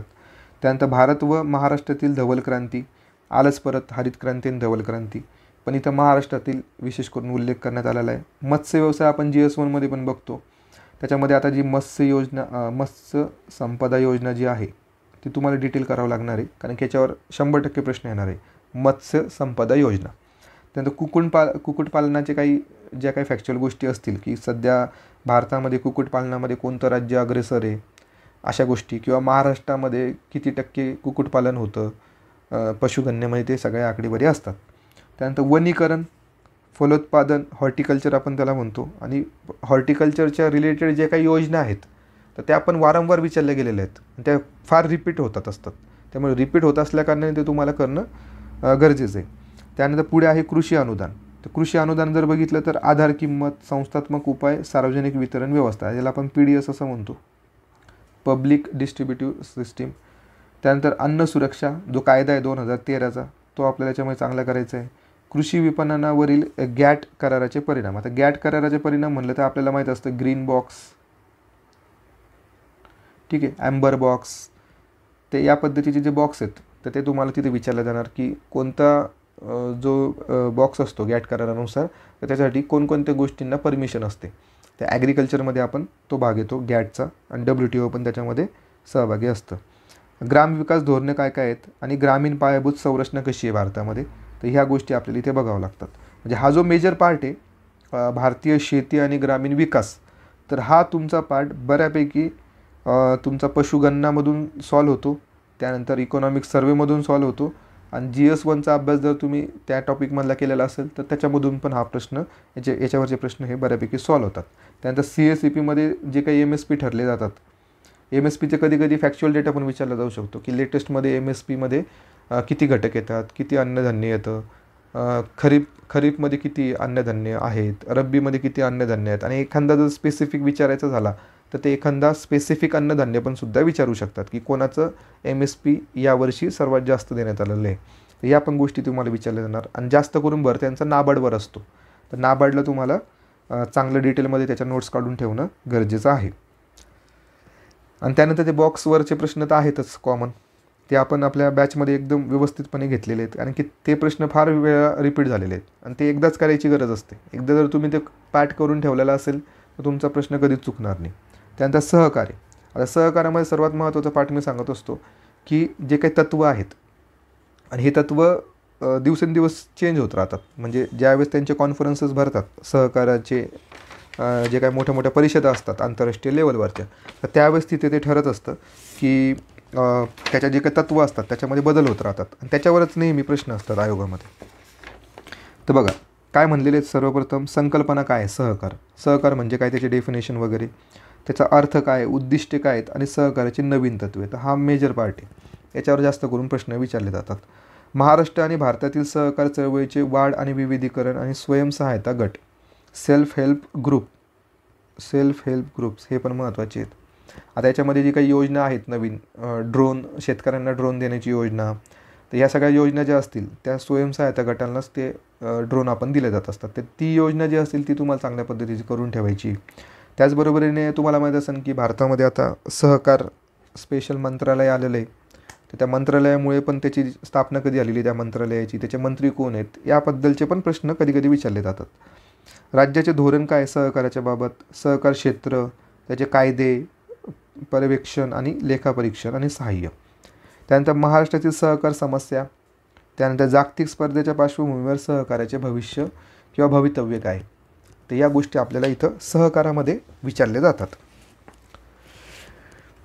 सहकारामध्ये बघितलं तर एकदम लिमिटेड टॉपिक आहे हा, त्याच्यामुळे ह्याच्यामध्ये पण जर तुम्ही सिलेक्टिव्ह अभ्यास केलेला असेल तर बऱ्यापैकी मार्क पण देतो हा टॉपिक 2.3. तर 2.3 हा चांगल्या पद्धतीचे करून ठेवा तुम्ही. त्यानंतर 2.4मध्ये बघूयात आपण मौद्रिक आणि वित्तीय क्षेत्र, फायनान्स सेक्टर. फायनान्स सेक्टरमध्ये तुम्हाला माहिती आहे बेसिकली काय येणार त्याच्यामध्ये, बँकविषयी माहिती. तर बघा भारतीय वित्तीय व्यवस्था कशा पद्धतीची, त्याची संरचना काय, संरचनेमध्ये तुम्हाला काय बघायचं आहे, खाजगी बँका किती आहेत, सार्वजनिक बँका किती आहेत, त्याचे प्रकार कोणकोणते आहेत, त्या सगळ्या गोष्टी, नवीन खाजगी बँका, जुन्या खाजगी बँका, शेड्यूल बँक म्हणजे काय असतं, नॉन शेड्यूल बँक म्हणजे काय असतं, या सगळ्या गोष्टी. त्यानंतर भारतीय रिझर्व्ह बँकेची भूमिका, नियंत्रणाची भूमिका आहे. नंतर RBIचे कार्य तुम्हाला बघावं लागणार आहेत, कोणकोणत्या प्रकारचे कार्य RBI करत असते. त्यानंतर मौद्रिक व पतधोरण काय असतं भारताचं. संक्रमण यंत्रणा, भारतातील भाववाढ लक्ष किती ठेवलेले आपण 4 ± 2 RBI ते डिसाईड करत असतं. भारतातील बँकिंग, सगळे बँकिंगची पूर्ण हिस्ट्री तुम्हाला बघावं लागणार आहे की आधी SBIची स्थापना कधी झाली, त्याच्या आधी कोणती बँक होती, पहिली खाजगी बँक कोणती आहे, पहिली सार्वजनिक बँक कोणती आहे, ते या पद्धतीचा डेटा हा भारतीय बँकिंगमध्ये तुम्हाला करावा लागणार. बँकेतर वित्त संस्था पण काय असतात त्या तुम्हाला करावं लागतील. नाणे बाजार, त्याला मनी मार्केट असं म्हणतो. त्यानंतर 1951 नंतरच्या घडामोडी कशा घडत आलेल्या आहेत. आणि भांडवल बाजार, कॅपिटल मार्केट पण बघायचं आहे आणि मनी मार्केटसुद्धा तुम्हाला बघायचं आहे. मनी मार्केटमध्ये तुमचं बँकिंग येते आणि कॅपिटल मार्केटमध्ये तुमचं स्टॉक एक्सचेंज, शेअर्स वगैरे त्या गोष्टी त्याच्यामध्ये येतात. मग त्याच्यामध्ये या भांडवल बाजारामध्ये तुम्हाला BSEची स्थापना कधी झालेली आहे, NSEची स्थापना कधी झालेली आहे, त्या स्टॉक एक्सचेंजबद्दलच्या माहिती. सेबीची भूमिका काय, सेबीची स्थापना कधी झाली आणि सेबीला वैधानिक दर्जा कधी भेटला, या दोन वेगवेगळ्या गोष्टी आहेत, तर त्याबद्दलची माहिती. सेबीचे कार्य विचारले जातात किंवा लेटेस्टमध्ये सेबीचे अध्यक्ष कोण आहेत हे पण तुम्हाला विचारलं जाऊ शकतं. आणि वित्तीय क्षेत्रातील काही सुधारणा. तर या सगळ्या गोष्टी तुम्हाला 2.4मध्ये कव्हर करावं लागतील. त्यानंतर 2.5 वर पण आपण बघितलं सार्वजनिक वित्त. आता इथं बघा, इथं स्पेसिफिक दिलेलं आहे की महसुलाचे स्रोत केंद्रीय आणि राज्य स्तरावर काय. त्यानंतर सार्वजनिक खर्चामध्ये केंद्रीय आणि राज्य स्तरावर खर्च कशा पद्धतीने केले जातात, वृद्धी आणि कारणे याचे काय. त्यानंतर सार्वजनिक खर्च सुधारणा, तर हा एक आयोग पण आहे, सार्वजनिक खर्च सुधारणा आयोग. तर त्या आयोगाबद्दल पण विचारलं गेलं होतं की याचे अध्यक्ष कोण आहेत. कर सुधारणांचे समीक्षण, मूल्यवर्धित कर म्हणजे व्हॅट आपण त्याला म्हणतो, वस्तू व सेवा कर GST याच्यामध्येच येणार आहे, व्हॅट याच्यामध्येच येणार आहे. ठीक आहे. केंद्रीय व राज्यस्तरीय तूट काय असते, तुटीचे अर्थ भरणा कशा पद्धतीने करायची, सार्वजनिक कर्जवृद्धी काय, घटक व भार आणि राज्यांच्या केंद्राकडून असलेल्या ऋणभाराची समस्या. भारतातील वित्त आयोग बघा, आता फायनान्स कमिशन इथे स्पष्ट उल्लेख करण्यात आलेला आहे, भारतातील वित्त आयोग. मग फायनान्स कमिशननी जे काही फॉर्म्युले दिलेले असतात की ज्या सूत्रानुसार केंद्रातील जे काही कर आहेत, तो जो जमा झालेला कर आहे तो राज्यांना वाटावा लागतो. तर तो राज्यांना वाटवण्यासाठी जर बघितलं तर सध्या 41% हे ठरवलेलं आहे. त्याचबरोबरीने 1% कशासाठी आहे, जम्मू काश्मीरसाठी. तर जो काही फॉर्म्युला असतो तो फॉर्म्युल्याबद्दल आपल्याला विचारलं जातं की जे वित्त आयोग फॉर्म्युला ठरवत असतात त्याच्याबद्दल. नंतर भारतातील वित्तीय सुधारणा, ह्या त्याच्यामध्ये येणार सगळ्या आतापर्यंतच्या जेवढ्या वित्तीय सुधारणा झालेल्या आहेत त्या सगळ्या. म्हणजे त्याच्यामध्ये तुम्हाला बेसिकली काय करायचं आहे, वित्तीय समित्या करून ठेवायच्या आहेत. म्हणजे राजाचल्य समिती असेल, भरपूर समित्या आहेत.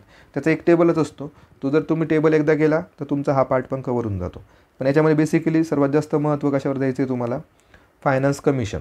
ठीक आहे, हे त्याच्यामध्ये महत्त्वाचं आहे. आणि बाकीचे जे काही GSTबद्दल असेल, व्हॅट कधी सुरू झालेलं आहे भारतामध्ये, व्हॅटची शिफारस कोणी केली होती, कोणत्या समितीने केली होती, म्हणजे याच्यावर समित्या आणि वित्त आयोग या दोन घटकावर जास्त फोकस असतो आयोगाचा. त्यानंतर स्पष्ट दिलेलं आहे उद्योग आणि सेवा. म्हणजे आपल्याला 3 सेक्टर माहिती आहेत आपल्या इकॉनॉमीमधले. एक असतं आपलं कृषी, त्यानंतर असतं उद्योग, त्यानंतर असतं सेवा क्षेत्र. तर कृषी तर आपण आता वर बघितलं. त्यानंतर आता यांनी काय मेन्शन केली इथं, उद्योग आणि सेवा. तर हा भाग पण आपल्याला बघायचा आहे. हा भाग तुमचा देसले सरांच्या पुस्तकामध्ये कव्हर होईल. आर्थिक आणि सामाजिक विकासातील उद्योगाचे महत्त्व काय आणि भूमिका काय. त्यानंतर वृद्धीचे स्वरूप कशा पद्धतीचे, म्हणजे उद्योगांचा विकास कसा कसा होत आलेला आहे, त्याचं स्वरूप कसं कसं आहे, त्या सगळ्या गोष्टी. महाराष्ट्राच्या विशेष संदर्भात भारतातील मोठ्या उद्योगांची संरचना कशा पद्धतीची आहे. मग त्याचे निकष पण आपल्याला विचारले जाऊ शकतात की मोठे उद्योग कोणाला म्हणायचं आणि छोटे उद्योग कोणाला म्हणायचं. त्यानंतर MSME तो जो भाग आहे तो फार महत्त्वाचा आहे. त्याचे सगळे आकडेवारी आपल्याला विचारली जाते की कोणाला सूक्ष्म म्हणायचं, कोणाला लहान म्हणायचं, कोणाला मध्यम म्हणायचं. त्यानंतर त्याची वृद्धी काय आहे, समस्या काय आहे त्याच्यामध्ये, संभाव्य शक्यता आणि धोरणे काय आहेत. धोरणामध्ये SEZ आपल्याला बोललेले आहेत बघा, SEZ आणि SPV. ठीक आहे, हे दोन कन्सेप्ट आपल्याला विचारलेले. SEZमध्ये काय आपल्याला विचारलं जातं, कायदा, कधीचा कायदा आहे SEZचा. SEZमध्ये कोणकोणते क्षेत्र येतात हे आपल्याला विचारलं जातं. SEZचं मुख्य भूमिका काय, मुख्य भूमिका काय, कशासाठी SEZ स्थापन झालेले आहे. तर आपल्याला माहीत असेल की SEZमध्ये फक्त निर्यात करण्यासाठी हे क्षेत्र असतं, स्पेशल इकॉनॉमिक झोन. यामध्ये मग कोणकोणते त्यांना बेनिफिट भेटतात, त्यांना टॅक्सपासून माफी असते वगैरे सगळ्या गोष्टी SEZमध्ये आपल्याला बघावं लागतात. त्यानंतर आजारी उद्योग, ठीक आहे, सिक इंडस्ट्रीज वगैरे आपण म्हणतो. त्यानंतर त्याच्यावरचे उपाय काय, आजारी उद्योगांचे उपाय काय, औद्योगिक निकास धोरण कसं असतं. 1991च्या पूर्वीची आणि नंतरची औद्योगिक धोरणं बघा स्पष्ट इथं दिलेलं आहे. पॉलिसी आपल्याला बघावं लागणार आहे. इंडस्ट्री पॉलिसी पहिली कधी आली होती, दुसरी कधी आली होती, नवीन इंडस्ट्रीयल पॉलिसी कधी आलेली आहे, ह्या सगळ्या गोष्टी त्याचा पूर्ण पार्श्वभूमी आपल्याला बघावं लागते. भारत आणि व्यवसाय सुलभता म्हणजे easy to business, ease of doing business आपण म्हणू शकतो. भारतातील सेवा क्षेत्राची रचना कशी आहे आणि त्याची वृद्धी कशी आहे. वरपर्यंत आपण काय बघितलं, हे उद्योग बघितलं. इथं काय त्यांनी सेवाबद्दल बोललेले की सेवाची रचना कशी आहे. मग सेवामध्ये जर बघितलं तर कोणतं क्षेत्र, सर्व्हिस सेक्टर हे सध्या जास्त मोठ्या प्रमाणात निर्यात करते, जास्त मोठ्या प्रमाणात आयात करते, तर ते पण आपल्याला विचारलं जाऊ शकतं. त्याच्यामध्ये मग IT सेक्टर येणार, संगणक येणार, ठीक आहे, बाकीच्या सगळ्या सुविधा. किंवा असंही विचारलं जाऊ शकतं की खालीलपैकी कोणकोणते घटक हे सेवा क्षेत्रामध्ये येतात. ट्रान्सपोर्ट पण त्याच्यामध्ये येतं. तर या सगळ्या गोष्टी तुम्ही बघू शकतात. हॉस्पिटॅलिटी पण त्याच्यामध्ये येतं. त्यानंतर हे भारतीय श्रम, त्याच्या समस्या काय आहेत, त्याचा उपाय काय आणि सुधारणा, आणि सामाजिक सुरक्षा उपाय. हा सगळा भाग तुमचा उद्योग आणि सेवा क्षेत्र यामध्ये तुम्हाला करावा लागतो. यामध्ये बेसिकली तुम्हाला MSMEवर फोकस करायचं आहे. त्यानंतर SEZवर तुम्हाला फोकस करायचं आहे. आणि जे काही औद्योगिक धोरणं आलेले आहेत आतापर्यंत, तर त्याच्यावर तुम्हाला जास्त फोकस याच्यामध्ये करावा लागतो. 2.7 सर्वात महत्त्वाचा पार्ट आहे, इन्फ्रास्ट्रक्चर डेव्हलपमेंट आपण त्याला म्हणतो, पायाभूत सुविधा विकास. यामध्ये काही बेसिकच पार्ट आहे, म्हणजे असा स्पेसिफिक नाही तो, पण बेसिक आहे आणि भरपूर मोठा पण तो पार्ट आहे. पण त्यासाठी तुम्हाला सिलेक्टिव्ह स्टडी करावं लागणार आहे, कारण की इतका मोठा पार्ट आहे पण विचारतात फार कमी डेटा, त्यामुळे ते एकदम सिलेक्टिव्ह करा. इथं बघा आता पायाभूत सुविधांचे प्रकार ते तुम्हाला माहिती असले पाहिजे. त्याच्यामध्ये मग काय येतं, ऊर्जा, पाणी पुरवठा, सफाई इत्यादी पायाभूत सुविधांची वृद्धी कशी झालेली आहे. त्यानंतर गृहनिर्माण त्याच्यामध्ये येणार. वाहतूकमध्ये रस्ते आणि बंदर हे त्यांनी मेन्शन केलेले आहेत. दळणवळणमध्ये त्यांनी पोस्ट, टेलिग्राफ आणि दूरसंचार हे मेन्शन केलेले. रेडिओ, दूरचित्रवाणी आणि इंटरनेटचे जाळे. आता हा जो पूर्ण पार्ट आहे, तर हा तुम्हाला काही प्रमाणात हिस्ट्रीमध्ये पण तुमचा कवर होतो. हिस्ट्रीमध्ये आपण ज्यावेळेस बघतो रेडिओची, पहिले रेडिओ कधी सुरू झाला भारतामध्ये, पहिली दूरचित्रवाणी कधी सुरू झाली, इंटरनेटचं जाळं भारतामध्ये कधी सुरू झालं, किंवा BSNLबद्दलची माहिती याच्यामध्ये तुम्हाला विचारलं जाणार. त्यात गृहनिर्माणामध्ये नॅशनल हाऊसिंग बँक काय असतं, किंवा हडको, सिडको या सगळ्या गोष्टी त्याच्यामध्ये विचारल्या जाणार. वाहतूकमध्ये तुम्हाला बऱ्यापैकी म्हणजे असं विचारलं जाऊ शकतं की रस्त्यांचे जाळे किती किलोमीटरचे आहेत, किंवा बंदरं विचारले जाऊ शकतात की मेजर पोर्ट्स किती आहेत भारतामध्ये, मेजर पोर्ट्स किती आहेत, त्यांची संख्या विचारली जाऊ शकते, त्यांचा क्रम लावायला विचारला जाऊ शकतो. या सगळ्या गोष्टी तुम्हाला कशामध्ये येणार, तुमच्या पायाभूत सुविधा विकास. आणि कधीकधी याच्यामध्ये चालू घडामोडीचे पण प्रश्न येतात. समजा वर जम्मू काश्मीरमध्ये जर फ्लायओव्हर तयार झालेला असेल आणि तो लेटेस्टमध्ये चर्चेमध्ये असेल, किंवा आता इकडे जर बघितलं तर आपला अटल सेतू तयार झालेला आहे, तर त्याच्याबद्दल ही माहिती तुम्हाला या पायाभूत सुविधा विकासामध्ये विचारलं जाऊ शकते. त्याच्यामुळे चालू घडामोडी पण तुम्हाला इथे चांगलं करणं गरजेचं आहे.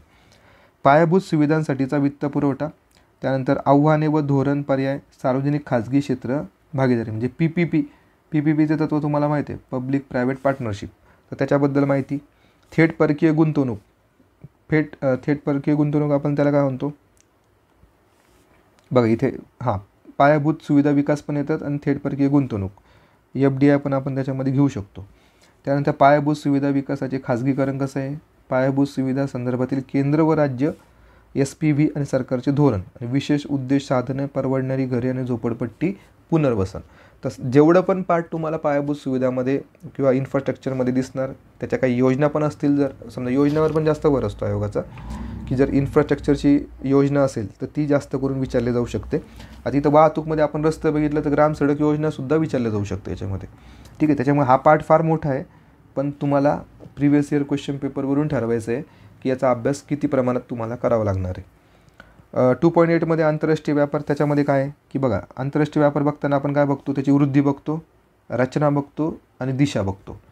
दिशामध्ये बघ कोणत्या देशाकडून आपल्याला परकीय व्यापार चांगल्या पद्धतीने झालेला आहे, भागीदारी देश कोण आहे, निर्यात कोणाकडून करतो आपण, आयात कोणाकडून करतो, आयात कोणाला करतो, असं या सगळ्या गोष्टी. रचना, त्याच्यामध्ये त्याचं कोणकोणत्या वस्तूंची आपण आयात करतो, कोणत्या वस्तूंची आपण निर्यात करतो, या सगळ्या गोष्टी त्याच्यामध्ये तुम्हाला बघावं लागतील.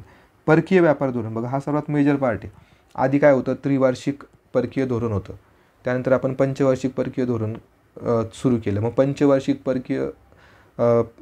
परकीय व्यापार धोरण हे कोणी आणलं होतं भारतामध्ये, त्याच्याबद्दल विचारलं जाऊ शकतं. किंवा आता जे लेटेस्टचं परकीय व्यापार धोरण आहे तर ते कोणी इंट्रोड्यूस केलं होतं, त्याच्यामध्ये उद्दिष्ट काय ठरवलेले, किती ट्रिलियनपर्यंत आपल्याला किंवा किती मिलियन, बिलियन, ट्रिलियनपर्यंत आपल्याला आपले उद्दिष्ट प्राप्त करायचे आहेत, ह्या सगळ्या गोष्टी तुम्हाला कशामध्ये बघाव्या लागणार आहेत, परकीय व्यापार धोरण. त्यानंतर निर्यात प्रोत्साहन उपक्रम, हा पण एक उपक्रम होता की ज्याच्याकडून आपलं निर्यात वाढली पाहिजे म्हणून. तो कधी सुरू करण्यात आला ते ती डेट आपल्याला विचारलं जाऊ शकते. त्यानंतर विदेशी भांडवल प्रवाह, याच्यामध्ये तुम्हाला रचना बघायची, वृद्धी बघायची. त्यानंतर शेअर बाजारातील परकीय गुंतवणूक कशी असते, त्याच्यामध्ये व्यापार, परकीय व्यापार कर्जे कशी पद्धतीने. त्यानंतर बहुराष्ट्रीय कंपन्यांची भूमिका, आपण वर पण बघितलं होतं बघा MNC, तर परत इथं MNC आलेली आहे. ठीक आहे, 2 ठिकाणी तुम्हाला MNC दिसते, बहुराष्ट्रीय कंपन्या. एक वेळेस जर तुम्ही परफेक्ट करून ठेवलेला असेल तर 2 ठिकाणी तो तुमचा पार्ट कव्हर होतो. आंतरराष्ट्रीय पतमापन संस्था आहेत, काही क्रेडिट रेटिंग संस्था असतात, तर त्या तुम्हाला विचारल्या जाऊ शकतात. त्यांच्याबद्दल पण जास्त विचारलं जातं, किंवा त्यांचं जे काही रेटिंग असतात की AAA+ वगैरे जे काही रेटिंग असतात ते भारतासाठी त्यांनी किती ठरवलेले आहेत त्या तुम्हाला विचारल्या जातील. त्यानंतर भारतातील विनिमय दर व्यवस्था, कोणत्या 2 प्रकारच्या एक्सचेंज रेट मॅनेजमेंट आपण करतो भारतामध्ये.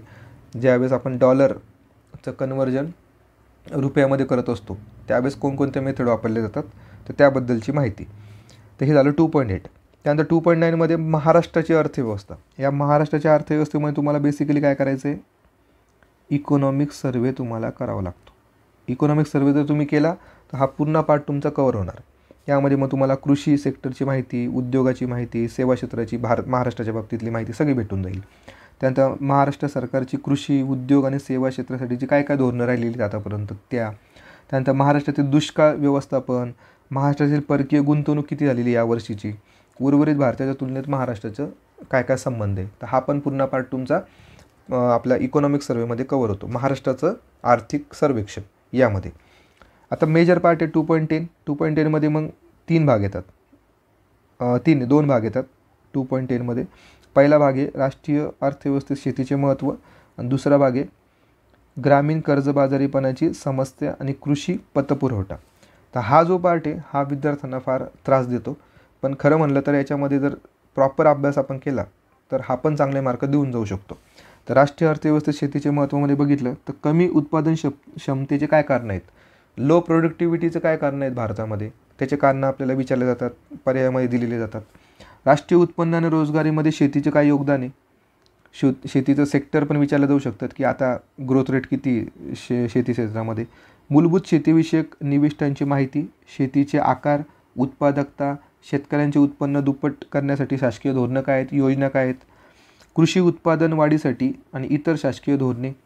त्यानंतर योजना, कार्यक्रम जसे की जमीन सुधारणा, जमीन वापर, मृदा आणि जलसंधारण, पर्जन्य शेती काय असते, सिंचन, त्यांच्या पद्धती, सिंचनाच्या पद्धतीवर विचारल्या जाणार, जे की तुम्ही GS1मध्ये पण सुद्धा करतात काही प्रमाणात. शेतीचे यांत्रिकीकरण, सामान्य किंमत निर्देशांक, चलनवाढ, मंदी, म्हणजे ह्या सगळ्या गोष्टी आपल्याला कृषीच्या अँगलने बघायच्या आहे. पण आपण आधी पण बघितलेलं आहे ना चलनवाढ म्हणजे काय, फक्त हे कृषीच्या बाबतीत आपण बघतोय. त्यानंतर कृषी कर काय असतो, GSTमध्ये कृषीबद्दल काय आहे का, आंतरराष्ट्रीय व्यापार संघटनेचे कृषीविषयक विविध करार, या करारामध्येच मग ते आपले ग्रीन बॉक्स किंवा ॲम्बर बॉक्स हे सगळे त्याच्यामध्ये येतात, ब्ल्यू बॉक्स. त्यानंतर पीक विमा योजना त्यांची वाटचाल. त्यानंतर ICARबद्दल माहिती. ICARचं काही नाही आहे, बेसिक माहिती विचारली जाणार ICARबद्दल, त्याची स्थापना काय, त्याचं हेडक्वार्टर कुठे आणि त्याचं कार्य काय. त्यानंतर महाराष्ट्रामध्ये पण एक आहे, त्याला आपण म्हणतो महाराष्ट्र कृषी संशोधन परिषद, MCAER. तर त्यानंतर कृषी क्षेत्रातील कार्य तिचं काय आहे. तर ICARबद्दल थोडीफार माहिती काढली तर हा प्रश्न तुमचा काही चुकणार नाही आहे आणि बाकीच्या सगळ्या गोष्टी आपण पाहिल्यात. त्यानंतर याच्यामध्ये 2.10मध्ये दुसरा भाग तो आहे आपला ग्रामीण कर्जबाजारीपणाची समस्या आणि कृषी पतपुरवठा. मग कृषी पतपुरवठा म्हणलं की लगेच तुम्हाला पहिले नाबार्ड आठवलं पाहिजे. ठीक आहे. तर बघा, कृषी क्षेत्रात कर्जाची काय गरज आहे, भूमिका काय, महत्त्व काय, कृषी पतपुरवठ्याचे वर्गीकरण कशा पद्धतीने केलेले आहे आपण बघू. त्याच्यामध्ये एक टेबलच दिलेला आहे पूर्ण. त्या टेबलमध्ये आपण बघतो की पतसंस्थेचे काही प्रकार आहेत, कृषी पतसंस्था, बिगर कृषी पतसंस्था, सगळा तो प्रकार जो आहे तो टेबलच आहे. तो टेबल जर तुम्ही पाठ केलेला असेल किंवा फ्लोचार्ट पाठ केलेला असेल तर तुमचं हे जे वर्गीकरण आहे कृषी पतपुरवठ्याचं तर त्याच्यावरचे प्रश्न तुमचे चुकणार नाहीत. पुरवठा करणारे स्त्रोत, वाणिज्य आणि सहकारी बँका. सहकारी बँकेच्या पण असंच एक चार्ट आहे. त्यामध्ये बघा नाबार्ड, परत एकदा नाबार्ड आलेलं आहे. वर पण आपण नाबार्ड बघितलं, इथे नाबार्ड बघितलं. अजून याच्यामध्ये एक ॲड झालेलं आहे ग्रामीण बँका, रुरल बँक्स. ठीक आहे. तर त्या याच्यामध्ये आहेत. त्याच्यामध्ये रिजनल रुरल बँक आपण त्याला म्हणतो, RRB. ठीक आहे. याची पण माहिती तुम्हाला इथे घ्यावी लागेल. कर्ज परतफेडीचे प्रकार काय आहेत, किसान क्रेडिट कार्ड. बघा इथं स्पेसिफिक मेन्शन केलेलं आहे किसान क्रेडिट कार्ड. तर हा एक मेजर पार्ट आहे. याच्यावर प्रश्न विचारले जातात की किसान क्रेडिट कार्ड हे कधी लॉन्च झालं, कोणत्या गावातून लॉन्च झालं, त्याच्यानंतर किसान क्रेडिट कार्डबद्दलची माहिती, त्याचं कार्य काय वगैरे सगळ्या गोष्टी. त्याच्यानंतर आहे पुढचा पॉईंट, कृषी मूल्य. यामध्ये कृषी मूल्याचे विविध घटक, विविध कृषी उत्पादनावर परिणाम करणारे घटक, कृषी मालाच्या विविध शासकीय आधारभूत किमती म्हणजे MSPच. त्यानंतर CACP आपण वर पण बघितलं ते CACP, शासकीय विविध कृषी माल खरेदी. कोणकोणत्या संस्था आहेत की ज्या कृषी माल खरेदी करतात, नाफेड असेल, NCDC असेल. तर बघा इथे दिलेलं आहे मेन्शन करून, नाफेड आणि NCDC. APEDA पण असतं. या सगळ्या गोष्टी तुम्हाला इथे डिटेलमध्ये करायचं आहे. म्हणजे याचा तुम्हाला फोकस कशावर करायचा, नाफेडवर, त्यानंतर नाबार्डवर, त्यानंतर हे कृषी पतपुरवठ्याचे वर्गीकरण आणि किसान क्रेडिट कार्ड. तर ह्या याच्यावर तुम्हाला जास्त फोकस करायचं आहे. त्यानंतर पुढे बघूयात आपण कृषी विपणन, बाजार आणि बाजार रचना. त्यानंतर बाजार एकत्रीकरण. तुम्हाला ई-नाम तुम्ही ऐकलं असेल बघा, ई-नाम हे ॲग्रिकल्चरल मार्केट आहे, इलेक्ट्रॉनिकली कनेक्टेड. तर त्या गोष्टी. कृषी विपणनामध्ये जोखमीचे प्रकार, कृषी विपणनात शासकीय संस्थांची भूमिका याच्यामध्ये मेन्शन केलेल्या आहेत. APMC असेल, नाफेड असेल, NCDC असेल, ई-नाम असेल. ठीक आहे. सगळ्या मेन्शन केलेल्या म्हणजे त्या तुम्हाला खूप डिटेलमध्ये करावं लागणार आहे. त्याच्यामध्ये ई-नाम हे फार महत्त्वाचं आहे, याला स्टार करून ठेवा. ई-नामवर दरवर्षी प्रश्न असतो. आता शेवटचा टॉपिक आहे या भारतीय अर्थव्यवस्थेमधला, अन्न, पोषण आणि आहार. यामध्ये बघितलं तर हा एकदम इझी पार्ट आहे खरं म्हटलं तर, कारण की याच्यावर जास्त प्रश्न जे येतात ते राष्ट्रीय अन्न सुरक्षा कायदा 2013 यावर जास्त प्रश्न विचारले जातात. तर बघा याच्यामध्ये बघितलं आणि जे काय आपली सिस्टीम आहे PDS सिस्टीम, रेशन दुकानात आपण जे जातो, रेशन दुकानाची जी काही पूर्ण सिस्टीम आहे, सार्वजनिक वितरण योजना PDS, तर त्याच्यावर जास्त प्रश्न आपल्याला असतात. त्यानंतर मग पुढे TPDS वगैरे पण झालेले, टार्गेटेड PDS वगैरे. तर ह्या गोष्टी पण सगळ्या त्याच्यामध्ये विचारल्या जाणार. त्यानंतर त्याच्यामध्ये कलर वगैरे पण विचारले जातात कधी कधी, की रेशन कार्डचे कलर्स वगैरे. तर बघा याच्यामध्ये जर बघितलं आपण तर भारतातील अन्न उत्पादन काय आहे, त्याचं खप काय आणि त्याचा कल काय. म्हणजे अन्नधान्य उत्पादनाची आधी किती प्रमाणात ते होत होतं, आता किती प्रमाणात होतं. अन्न स्वावलंबन, अन्न सुरक्षिततेमधील समस्या काय आहेत, साठवणुकीची समस्या, वेअर हाऊसबद्दल विचारलं जातं कधी कधी. त्यानंतर याचं वितरण, अन्नाची आयात निर्यात, भारतातील सामान्य पौष्टिक समस्या काय, शासकीय धोरणं काय त्याच्यासाठी, योजना जसं की सार्वजनिक वितरण योजना आहे, कामासाठी अन्न ह्या योजना आहेत, दुपारचे भोजन योजना, त्याला मिड डे मील स्कीम, तर त्या पण त्याच्यामध्ये विचारल्या जातील. त्यानंतर हरित क्रांती, अन्नाच्या आत्मनिर्भरतेवरचा त्यांचा परिणाम. हरित क्रांती 3 वेळा बघितलं बघा आपण आत्ताच. खाद्य कार्यक्रमासाठी तेल पौष्टिक सुरक्षा आणि शेवटचा आहे राष्ट्रीय अन्न सुरक्षा कायदा 2013. तर हा सर्वात महत्त्वाचा आहे तुमच्यासाठी. तर बघा हा जो मेजर पार्ट आपण बघितला आत्ता भारतीय अर्थव्यवस्था, तर यामध्ये 2 किंवा 3 टॉपिक तर हे आपण वरसुद्धा ते रिपीट झालेले आहेत. ठीक आहे, त्याच्यावर वारंवार प्रश्न विचारले जातात. आणि जे मी ज्या पॉईंटवर तुम्हाला फोकस करायचं सांगितलेलं आहे ते जास्त प्रकारे तुम्ही करून ठेवू शकतात. जसं की याच्यामध्ये LPG तुम्हाला चांगल्या प्रकारे करायचं आहे. पुढे जर बघितलं आपण की CACP, त्यानंतर पशुगणना तुम्हाला करावं लागणार आहे. मत्स्य संपदा योजना मी तुम्हाला सांगितली होती, ती तुम्हाला चांगल्या पद्धतीची करावं लागेल. त्यानंतर PDS तुम्हाला डबल तुम्हाला दिसते बघा, सार्वजनिक वितरण व्यवस्था, अन्न सुरक्षा, हे डबल तुम्हाला मेन्शन केलेले दिसत आहेत. त्याच्यामुळे त्याला जास्त तुम्हाला फोकस करावा लागतो. परत ते गॅटचे जे काही करार आहेत, ग्रीन बॉक्स, ब्ल्यू बॉक्स, ते तुम्हाला चांगल्या पद्धतीचे करावं लागतात. सहकारामध्ये काही तत्त्व आहेत, तर ते तत्त्व तुम्हाला करायचे म्हणून मी तिथे स्टार केलेले आहे. त्यानंतर रिझर्व्ह बँकेची भूमिका तुम्हाला सांगितली मी. त्यानंतर त्याच्यामध्ये दोन्ही करायचे तुम्हाला, मनी मार्केटसुद्धा करायचं आहे, कॅपिटल मार्केटसुद्धा करायचं आहे. त्यानंतर त्याच्यामध्येच मग व्हॅट आणि GST वगैरे हा पार्ट येतो. आणि जे काही कराच्या संबंधित अप्रत्यक्ष कर, प्रत्यक्ष करच्या संबंधित ज्या काही समित्या आलेल्या आहेत आतापर्यंत, त्या सगळ्या तुम्हाला एकदा डिटेल जर केलेल्या असतील तर त्या कधीच चुकणार नाही. आणि वित्त आयोगाच्या शिफारसी त्या विचारल्या जातात. उद्योगमध्ये आपण MSMEवर जास्त भर देणार आहेत. आणि जे काही इंडस्ट्रीयल पॉलिसीज आलेल्या आहेत आतापर्यंतच्या, तर त्याच्यावर तुमचा भर असला पाहिजे. इन्फ्रास्ट्रक्चरमध्ये जर बघितलं तर जे काही नवीन जे काही प्रोजेक्ट आहेत किंवा ग्रीनफील्ड प्रोजेक्ट काय असतं याच्या डेफिनेशन विचारल्या जातात. किंवा PPPमध्ये पण भरपूर काही गोष्टी आहेत, पब्लिक प्रायव्हेट पार्टनरशिपमध्ये, तर त्याचे काही वेगवेगळे टाईप्स आहेत, प्रकार आहेत, तर ते पण तुम्हाला विचारले जातील PPPमध्ये. त्यानंतर त्याच्यामध्येच मग पुढे जर आपण गेलो आंतरराष्ट्रीय व्यापारामध्ये, परत मग तेच बहुराष्ट्रीय कंपन्या परत एकदा आल्या. आंतरराष्ट्रीय पतमापन म्हणजे क्रेडिट रेटिंग जे काही एजन्सीज आहेत त्या तुम्हाला बघावं लागतात. भारतातल्या पण बघायच्या आहेत आणि आंतरराष्ट्रीय लेवलच्या पण सुद्धा बघायच्या आहेत. आणि त्यामध्ये याच्यामध्ये सर्वात महत्त्वाचा पॉईंट कोणता होता? परकीय व्यापार धोरण. पंचवार्षिक परकीय व्यापार धोरण सध्या आपल्या भारतामध्ये लागू आहे. नंतर महाराष्ट्राच्या अर्थव्यवस्थेमध्ये आपण काय बोललो होतो की इकॉनॉमिक सर्वे तुम्हाला चांगला करायचा आहे, कारण की जो शेवटचा पार्ट आहे उर्वरित भारताच्या तुलनेत महाराष्ट्र, तर इकॉनॉमिक सर्वेमध्ये एक टेबल दिलेला असतो, त्या टेबलमधून हा तुमचा पार्ट कवर होतो. त्यानंतर कृषीचे आपण 2 भाग बघितले, एक तर शेतीचं महत्त्व काय आणि दुसरा भाग होता ग्रामीण कर्जबाजारीपणाच्या समस्या म्हणजे पतपुरवठ्याच्या संबंधात. आणि शेवटचा होता याच्यातला 2.11 अन्न, पोषण आणि आहार, त्याच्यामध्ये काही योजना बघितल्या आणि अन्न सुरक्षा कायदा बघितला आपण. ठीक आहे, तर हा मेजर पार्ट आहे तुमचा. म्हणून मी म्हणलं होतं की जो पहिला पार्ट आपण बघितला होता 1.1 ते 1.5, तर याच्यातच तुम्हाला मॅक्झिमम मार्क घ्यायचे आहेत, जेणेकरून मग जो काही 2 नंबरचा भाग आहे त्याच्यामध्ये जरी थोडेफार कमी मार्क आलेले असतील पण तुम्हाला तो भाग कवर करून तुम्ही मार्क जास्त पद्धतीने घेऊ शकता. तर बघा आता मित्रांनो, आता आपण एवढा मोठा मेजर पार्ट तुम्हाला सांगितला, एकदम डिटेलमध्ये आपण सांगितलेला आहे, त्याच्यामुळे हा व्हिडिओ थोडा मोठा होऊ शकतो. तर आता बघूयात आपण सायन्स आणि टेक. तर सायन्स आणि टेकमध्ये जर बघितलं तर मेजर 5 पॉईंट त्याच्यामध्ये येतात. पहिला पॉईंट आहे आपला 3.1चा ऊर्जा विज्ञान म्हणजे एनर्जी आपण त्याला म्हणू सरळ.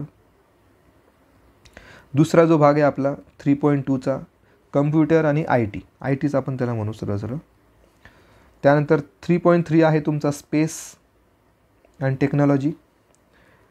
3.4 तुमचा सर्वात महत्त्वाचा बायोटेक.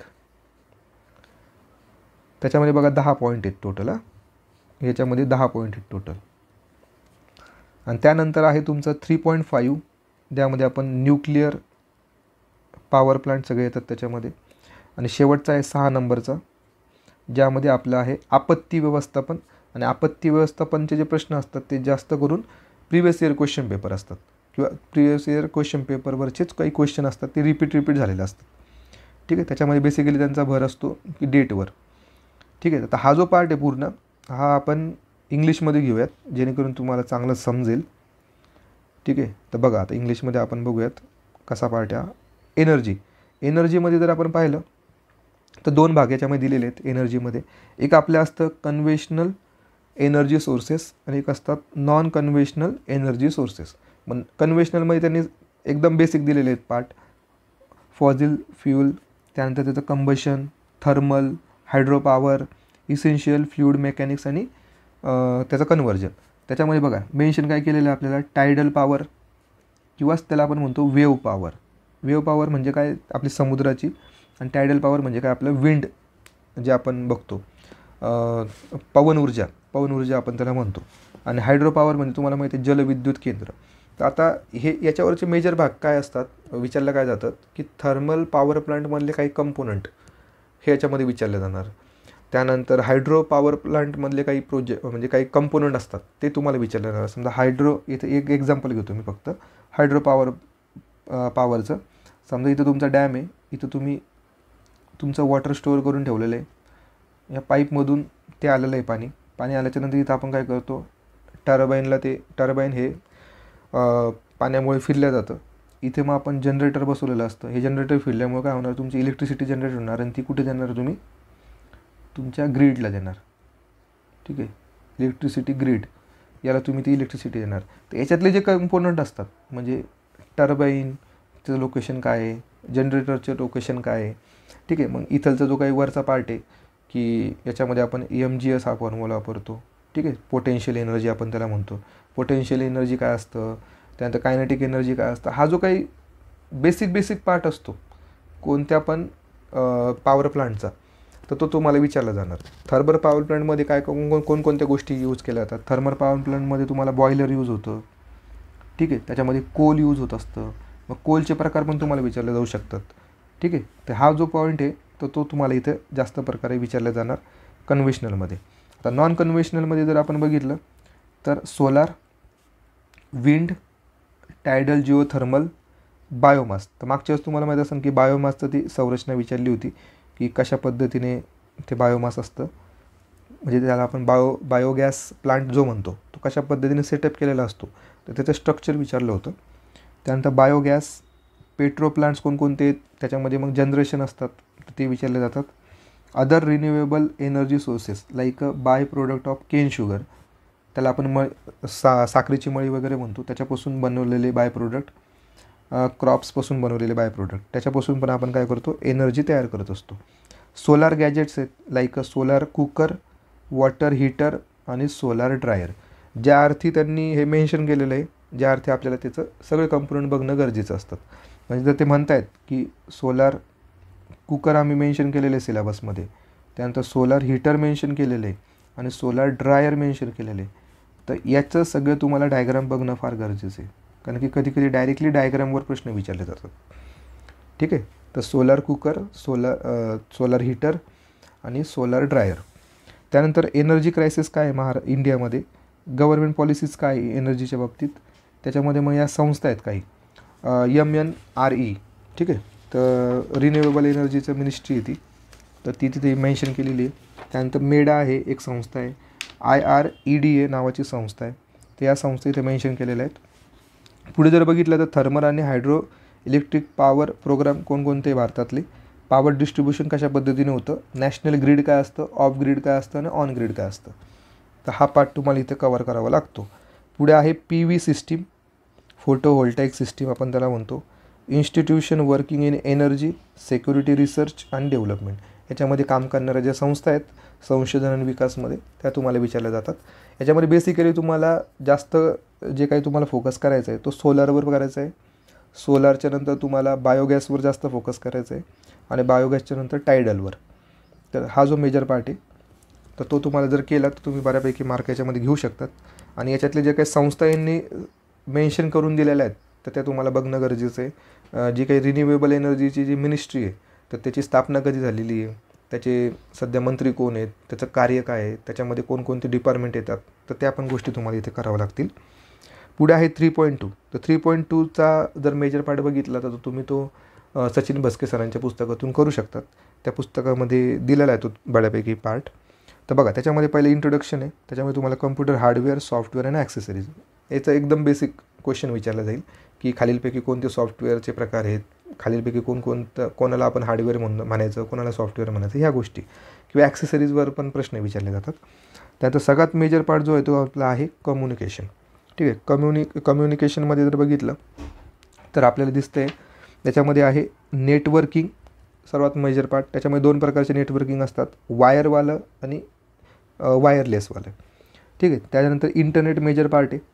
वेब टेक्नॉलॉजीज कोणकोणत्या आहेत, आता हा जो सगळा पार्ट आहे तुम्ही 11वीच्या पुस्तकातून पण करू शकतात. 11वीचं जे स्टेट बोर्ड आहेत तर त्याच्यामध्ये सुद्धा ही वेब टेक्नॉलॉजी, इंटरनेट याच्याबद्दल माहिती दिलेली आहे.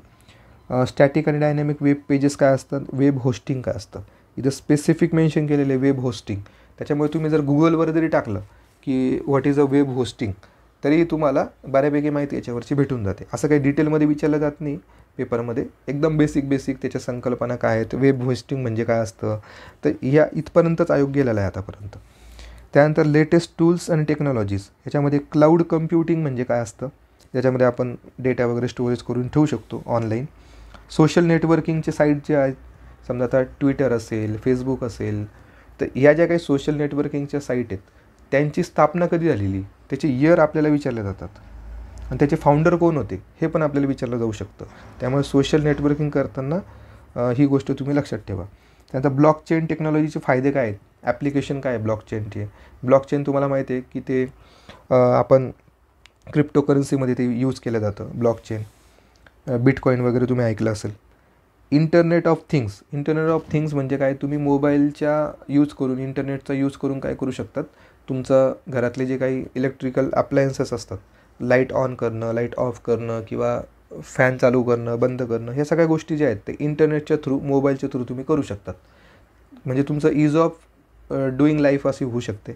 त्यामुळे इंटरनेट ऑफ थिंग्स, IoT आपण त्याला म्हणतो IoT, तर ते पण फार महत्त्वाचं आहे. तर त्याची माहिती तुम्हाला बेसिक माहिती विचारली जाणार. त्यानंतर 2 कन्सेप्ट आहेत, VR आणि AR. हे तुम्ही डे टू डे लाईफमध्ये बघतातच.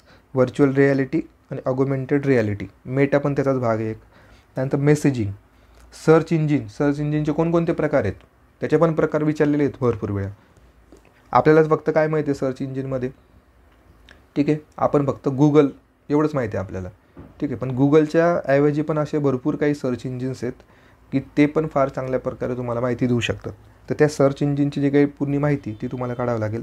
त्याचे टाईप्स, डिजिटल फायनान्शियल सर्व्हिसेस, त्यानंतर आर्टिफिशियल इंटेलिजन्स तुम्हाला माहिती आहे सध्या किती त्याला स्कोप आहे, आणि मशीन लर्निंग. तर मशीन लर्निंगचे खूप डिटेलमध्ये प्रश्न विचारलेले आयोगाने यापूर्वी. तर मशीन लर्निंग करताना तुम्हाला जर प्रिव्हियस इयर क्वेश्चन पेपरमधून तुम्हाला काही डेटा भेटला तो बघा, आणि मशीन लर्निंगचे एक्स्ट्रा जे काही यूट्यूबवर ज्या लोकांनी व्हिडिओ टाकलेले असतील स्पेसिफिक लोकांनी, तर ते व्हिडिओ तुम्ही बघू शकतात मशीन लर्निंगच्या बाबतीत. म्हणजे हा फारच एकदम डिटेलमध्ये विचारलं जातं. त्यानंतर गव्हर्नमेंट इनिशिएटिव्ह आहेत, त्याच्यामध्ये 2 गोष्टी ज्या आहेत त्या की वारंवार विचारल्या जातात पेपरमध्ये. मीडिया लॅब एशिया, याचं कोणासोबत आपण कोलॅबरेशन केलं होतं, आणि डिजिटल इंडिया. तर हे 2 मेजर जे काही योजना आहेत भारताच्या, तर त्या विचारल्या जातात. आणि सिक्युरिटीमध्ये जर बघितलं, network and information security, forensic आणि सायबर लॉ. तर सायबर लॉ तुम्हाला GS2चा जो काही आपला ॲक्ट आहे, IT ॲक्ट, तर त्याच्यामधले काही कलम आहेत तर ते तुम्हाला इथे विचारले जातात. GS2मधले काही कलम सायबर लॉच्या बाबतीत. तर या गोष्टी सगळ्या तुम्हाला कम्प्युटर आणि इन्फॉर्मेशन टेक्नॉलॉजीमध्ये विचारले जातील. पुढचा जो सर्वात सोपा आणि इंटरेस्टिंग टॉपिक जो आहे तो आहे आपला स्पेसवर फार सिंपल प्रश्न विचारले जाणार, आणि ते तुमचे चुकलेच नाही पाहिजे, या पद्धतीने तुम्ही अभ्यास करायला पाहिजे. कारण की जर तुम्हाला या IT जर थोडं डिफिकल्ट गेलेलं असेल काही क्वेश्चन्स, पण ते जर तुम्हाला भरून काढायचे असतील तर तुम्हाला स्पेसमध्ये चांगले मार्क घ्यावे लागतील. स्पेसमध्ये बघितलं तर सर्वप्रथम काय, तुमचं इंडियन स्पेस पॉलिसीज काय, प्रोग्राम काय, त्याच्या समित्या कोणत्या होत्या, आणि इस्रोबद्दल माहिती. इस्रोची स्थापना कधी झाली, त्याचे पहिले अध्यक्ष कोण होते, आताचे अध्यक्ष कोण आहेत, त्याची रचना कशा पद्धतीची असते, त्याचे कोणकोणते त्याचे रिजनल हेडक्वार्टर्स आहेत ते तुम्हाला बघावं लागतील. त्यानंतर पुढे जर गेलो तर आपण application of Indian artificial satellite, ठीक आहे. त्याच्यामध्ये टेलिव्हिजन, ब्रॉडकास्टिंग, टेलिकम्युनिकेशनसाठी आपण सॅटेलाईट पाठवतो, वेदर फोरकास्टिंगसाठी पाठवतो, GPS साठी पाठवतो, डिझास्टर फोरकास्टिंगसाठी पाठवतो, एज्युकेशनसाठी पण काही सॅटेलाईट पाठवलेले आहेत. सॅटेलाईट लॉन्च व्हेकल, त्याच्यामध्ये मग PSLV येतं, GSLV येतं, ठीक आहे, ASLV येतं, भरपूर काही गोष्टी त्याच्यामध्ये आता नवीन आलेल्या आहेत. तर त्याचे सगळे लॉन्चिंग व्हेकल आपल्याला माहिती असणं गरजेचं आहे, आधीपासून तर आता लेटेस्टपर्यंतचे सगळे काय जे काही टेक्नॉलॉजीज डेव्हलप केलेल्या आहेत इस्रोने, त्या सगळ्या टेक्नॉलॉजी आपल्याला माहिती असणं गरजेचं आहे. आणि स्पेस डेब्रिज, जे काही वर कचरा झालेला आहे सॅटेलाईटचा अवकाशामध्ये, तर त्याच्याबद्दलही माहिती आपल्याला असणं गरजेचं आहे. पुढे आपल्याला म्हणलेलं आहे की रिमोट सेन्सिंग आणि इट्स ॲप्लिकेशन. तर हा पार्ट तुमचा GS1मध्ये पण कवर होतो आणि GS4मध्ये पण कवर होतो. GIS त्याचे ॲप्लिकेशन्स काय आहेत, इंजिनिअरिंगमध्ये काय ॲप्लिकेशन आहे, प्लॅनिंगमध्ये काय ॲप्लिकेशन आहे, फॅसिलिटीज इन मॅनेजमेंट, इन्व्हायरमेंटल आणि natural resources management, street network आणि लँड इन्फॉर्मेशन सिस्टीम.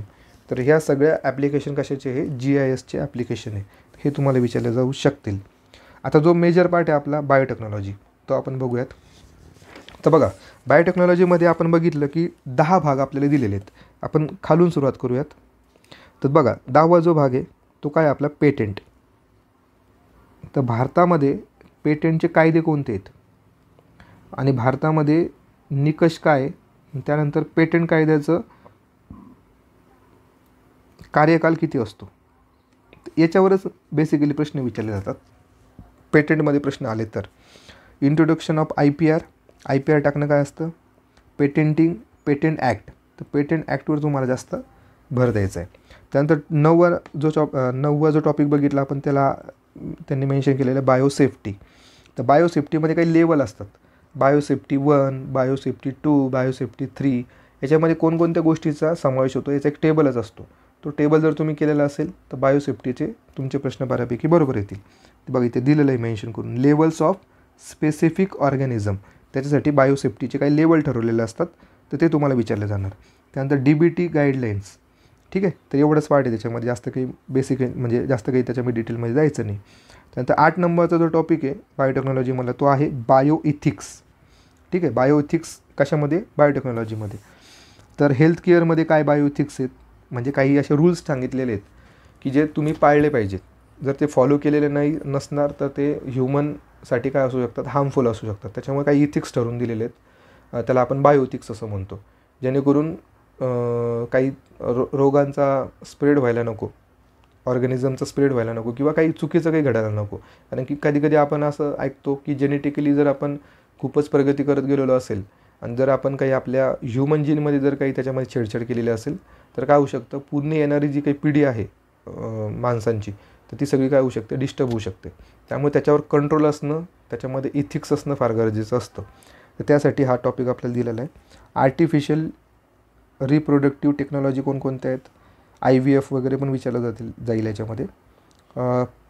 प्रीनॅटल डायग्नोसिस कसं असतं, जेनेटिक स्क्रीनिंग काय असतं, जीन थेरपी. बघा जीन थेरपी मेन्शन केलेलं आहे, म्हणजे तुम्हाला गुगलवर जरी तुम्ही टाकलं की what is a gene therapy, तर तुम्ही ते सगळी डिटेल माहिती जर तुमच्या नोट्समध्ये लिहिलेली असेल तर जीन थेरपीबद्दलचे पण प्रश्न तुमचे चुकणार नाही. आणि ट्रान्सप्लांटेशन टेक्नॉलॉजी. आता तुम्हाला माहीत असेल की आत्ता एक न्यूज होती की त्यामध्ये एका माणसाच्या शरीरामध्ये एका डुकराचं जे हृदय आहे ते बसवलेलं होतं. ती न्यूज होती. त्यामुळे ट्रान्सप्लांटेशन पण तुम्हाला बघावं लागणार आहे. ते टेक्नॉलॉजी कोणकोणते असतात, त्याच्यामध्ये काय बायोइथिक्स आहेत, की हे करायला पाहिजे की नाही करायला पाहिजे, याबद्दलचे जे काही इथिक्स असतात तर त्याबद्दलची माहिती तुम्हाला असणं गरजेचं आहे. म्हणजे करंट अफेअर्सचा पण काही डेटा याच्यामध्ये तुम्हाला करावं लागेल. त्यानंतर आहे फर्मेंटेशन. 7 नंबरचा टॉपिक आहे फर्मेंटेशन. तर फर्मेंटेशन प्रोडक्ट काय असतात, त्याचे इंडस्ट्रीयलचं इम्पॉर्टन्स काय ते तुम्हाला विचारलं जाणार. फर्मेंटेशन तुम्हाला माहिती आहे, याच्यामध्ये काय विचारलं होतं मागच्या वेळेस, की वाईन बनवण्याच्या ज्या काही स्टेज असतात त्या तुम्हाला इथे विचारल्या गेल्या होत्या. कारण की आपल्या टॉपिकमध्ये काय फर्मेंटेशन आहे. ठीक आहे, मग वाईनचं विचारलं गेलं किंवा जे काही अल्कोहोलचे प्रकार असतात तर अल्कोहोलचे आपल्याला स्टेजेस विचारले जातील, किंवा फर्मेंटेशन कशामध्ये यूज होतं अजून तर ते विचारलं जाणार. किंवा ब्रेड बनवणाऱ्यामध्ये बेकरीमध्ये तुम्ही बघितलं बेकरी प्रोडक्ट जे असतात त्याच्यामध्ये पण फर्मेंटेशनचा यूज होतो. मग नेक्स्ट टाईम आपल्याला जे काही ब्रेड बनवण्याची प्रोसेस आहे ती विचारल्या जाऊ शकते. त्यानंतर 6 नंबरचा टॉपिक आहे वॅक्सिन.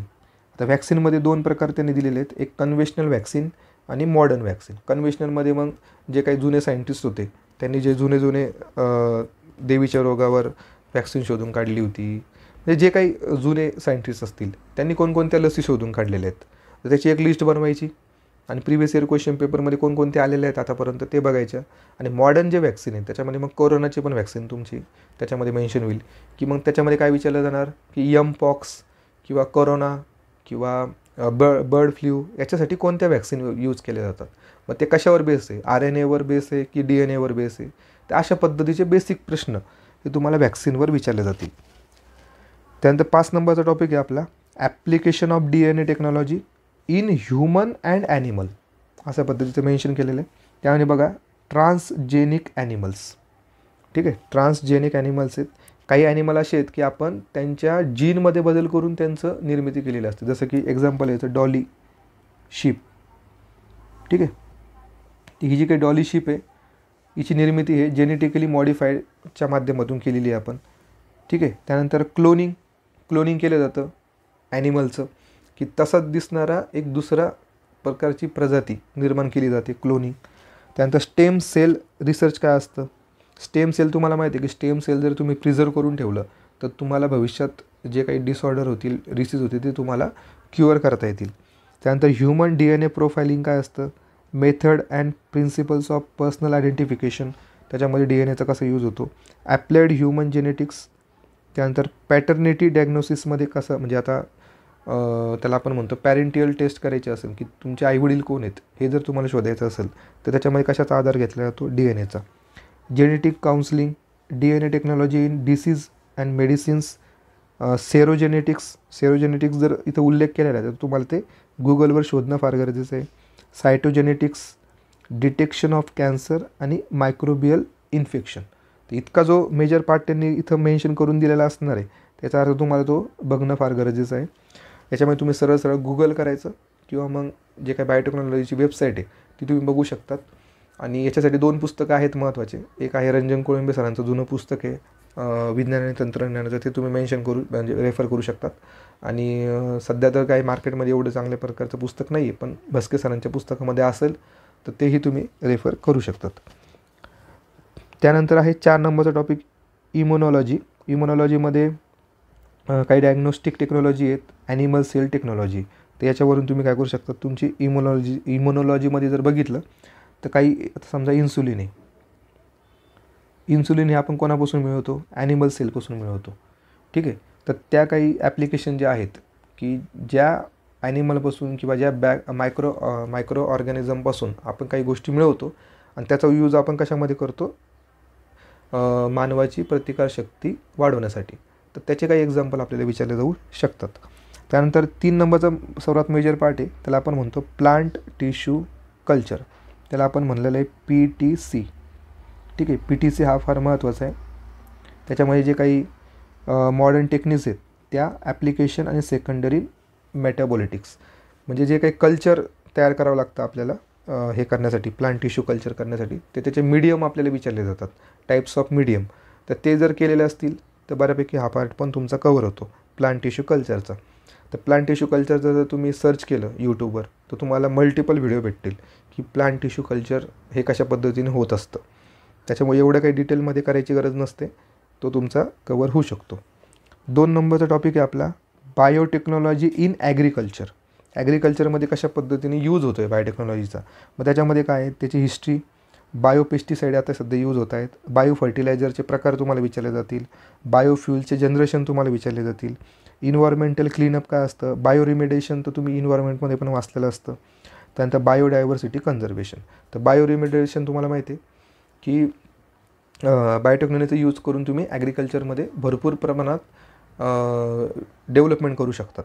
तर त्याच्यातले सगळे ॲप्लिकेशन हे तुम्हाला करावं लागतील. म्हणजे एक याच्यातला कीवर्ड उचलायचा आणि तो कीवर्ड सरळ मी सांगतो गुगल करायचा, त्याची जी काय माहिती तुम्हाला भेटेल ती तुमच्या नोट्समध्ये लिहायची. त्याच्या बाहेर प्रश्न जाणार नाही, कारण की आयोगालाही माहिती आहे की इतकं डिटेल विचारून काही उपयोग नाही आहे. ठीक आहे, त्याच्यामुळे तुम्ही जर प्रिव्हियस इयर क्वेश्चन पेपर बघितले तुम्हाला अंदाज येऊन जाईल. आणि काही प्रश्न असतातच डिफिकल्ट, तर ते तुम्ही स्किप करायला पाहिजे, असं एक सिम्पल माझं सांगणं असेल. कारण की काय होतं, मुलं बायोटेक्नॉलॉजीला इतकं सिरियसली घेतात आणि बाकीचे जे काही टॉपिक्स आहेत तर त्याच्याकडे त्यांचं दुर्लक्ष होतं आणि त्याच्यामुळे GS4ला त्यांना मार्क कमी येतात. ठीक आहे, जर तुम्हाला अवघड वाटत असेल बायोटेक्नॉलॉजी तर तुम्ही 2-3 प्रश्न जरी स्किप केले, पण बाकीचा एवढा मोठा मेजर पार्ट आहे ना तुमच्याकडे, स्पेस आहे तुमच्याकडे, एनर्जी आहे, ठीक आहे, आपत्ती व्यवस्थापन आहे, त्याच्यामुळे तुम्ही जास्त मार्क घेऊ शकतात. तर बघा, 1 नंबरचा टॉपिक आता आपला बायोटेक्नॉलॉजीमधला, त्याच्यामध्ये आहे इंट्रोडक्शन. त्याच्यामध्ये नेचर काय आहे, स्कोप काय आहे, ॲप्लिकेशन काय बायोटेक्नॉलॉजीचं, नॅनो टेक्नॉलॉजी म्हणजे काय, जीन क्लोनिंग म्हणजे काय आणि DNA टेक्नॉलॉजी म्हणजे काय. आणि याच्यामध्ये अजून एक एक्स्ट्रा पार्ट आहे जे काय आपण त्याला म्हणतो बायोटेक्नॉलॉजी डिपार्टमेंट, जे काही आपल्या सेंट्रल गव्हर्नमेंटचं आहे. तर ते तुम्हाला करणं गरजेचं आहे. त्याच्या वेबसाईटवर जायचं आणि अबाउट असमध्ये जे काही माहिती दिलेली आहे या डिपार्टमेंटबद्दल तर ती माहिती तुम्हाला करणं फार गरजेचं आहे. तर बघा अशा पद्धतीने हे बायोटेक्नॉलॉजी होतं. त्यानंतर पुढचा जो आहे 3.5 हा पण फार इझी टॉपिक आहे. जसं आपण स्पेसला इझी म्हणलं होतं इझी टॉपिक, तसाच हा इझी आहे न्यूक्लिअर पॉवर प्लांट. आता मी माझ्या बॅचमध्ये हे एकदम डिटेलमध्ये घेतलेले की त्याचे जे काही जनरेशन असतात न्यूक्लिअर प्रोग्रामचे, की फर्स्ट जनरेशनचं nuclear power plant, second generation, ते हे एकदम छानमध्ये घेतलेले मी ते, जसे जसे प्रश्न आलेले तशा पद्धतीने. यामध्ये काय विचारलं जाणार तुम्हाला, इंट्रोडक्शन, नेसेसिटी, सायलेंट फीचर काय आहे न्यूक्लिअर पॉवर प्लांटचे, न्यूक्लिअर एनर्जीचे, रिसेंट न्यूक्लिअर पॉलिसीज कोणकोणती आहे, न्यूक्लिअर टेस्ट कुठे कुठे झालेले आहेत, न्यूक्लिअर थर्मल पॉवर जनरेशन कशा पद्धतीचे होतं, त्याचं प्रिन्सिपल काय, कन्स्ट्रक्शन काय, कन्स्ट्रक्शनवर भरपूर वेळा प्रश्न विचारले जातात, वर्किंग इन्व्हायरमेंट, त्यानंतर न्यूक्लिअर वेस्टचं काय केलं जातं, त्याच्यामध्ये पण काही प्रकार आहेत न्यूक्लिअर वेस्ट करण्याचे, की न्यूक्लिअर वेस्ट करताना तुम्ही जमिनीखाली ते न्यूक्लिअर वेस्ट डिस्पोजल करणार आहे की समुद्राखाली करणार आहे की अवकाशात सोडणार आहे की किंवा काय करणार आहे त्याचं, तर त्याच्याबद्दलचे पण काही समस्या असतात. कारण की ते रेडिओ ॲक्टिव्ह एलिमेंट असतात, त्याला डिस्पोजल करणं फार गरजेचं असतं. तर त्याचे काही गोष्टी विचारल्या जातात प्रत्येक वेळा पेपरमध्ये, तर त्या बघावं लागणार तुम्हाला. त्यानंतर न्यूक्लिअर ॲक्सिडेंट, चेर्नोबिलची जे काही ॲक्सिडेंट आहे तो तुम्हाला करावा लागतो याच्यामध्ये. आणि त्याच्यावर वारंवार प्रश्न विचारले जातात की ते चेर्नोबिलचा ॲक्सिडेंट कशामुळे झाला होता, त्याच्यामध्ये जे न्यूक्लिअर रिॲक्टर होतं त्याच्यामध्ये कोणकोणते कंपोनंट होते तर ते विचारले जातील, त्याचे सायकल विचारले जातील, न्यूक्लिअर फिजन, न्यूक्लिअर फ्युजन हे दोन्ही विचारलं जातं तुम्हाला. न्यूक्लिअर पॉवर प्लांट्स इन इंडियामध्ये जर बघितलं तर पहिलं न्यूक्लिअर पॉवर प्लांट कुठं स्थापन झालं, त्याची क्षमता किती आहे, त्यानंतर भारताच्या वेगवेगळ्या राज्यामध्ये कुठं nuclear power plant nuclear power plant हे अस्तित्वात आहेत, तर त्याची माहिती आपल्याला विचारली जाणार.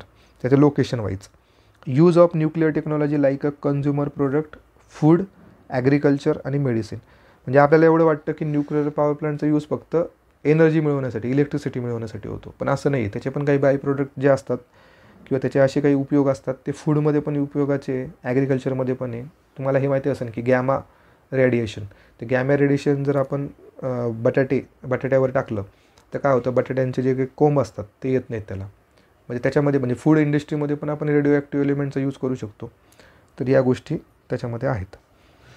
आणि ॲग्रिकल्चरमध्ये काय यूज आहे, जर आपण अशा पद्धतीचं रेडिओ ॲक्टिव्हचं किंवा गॅमा रेजचा मारा केलेला असेल तर जास्त काळ तुम्ही ॲग्रिकल्चरल जे प्रोडक्ट आहेत ते प्रिझर्व करून ठेवू शकतात वेअरहाऊसेसमध्ये. त्यामुळे ॲग्रिकल्चरमध्ये पण त्याचा यूज आहे.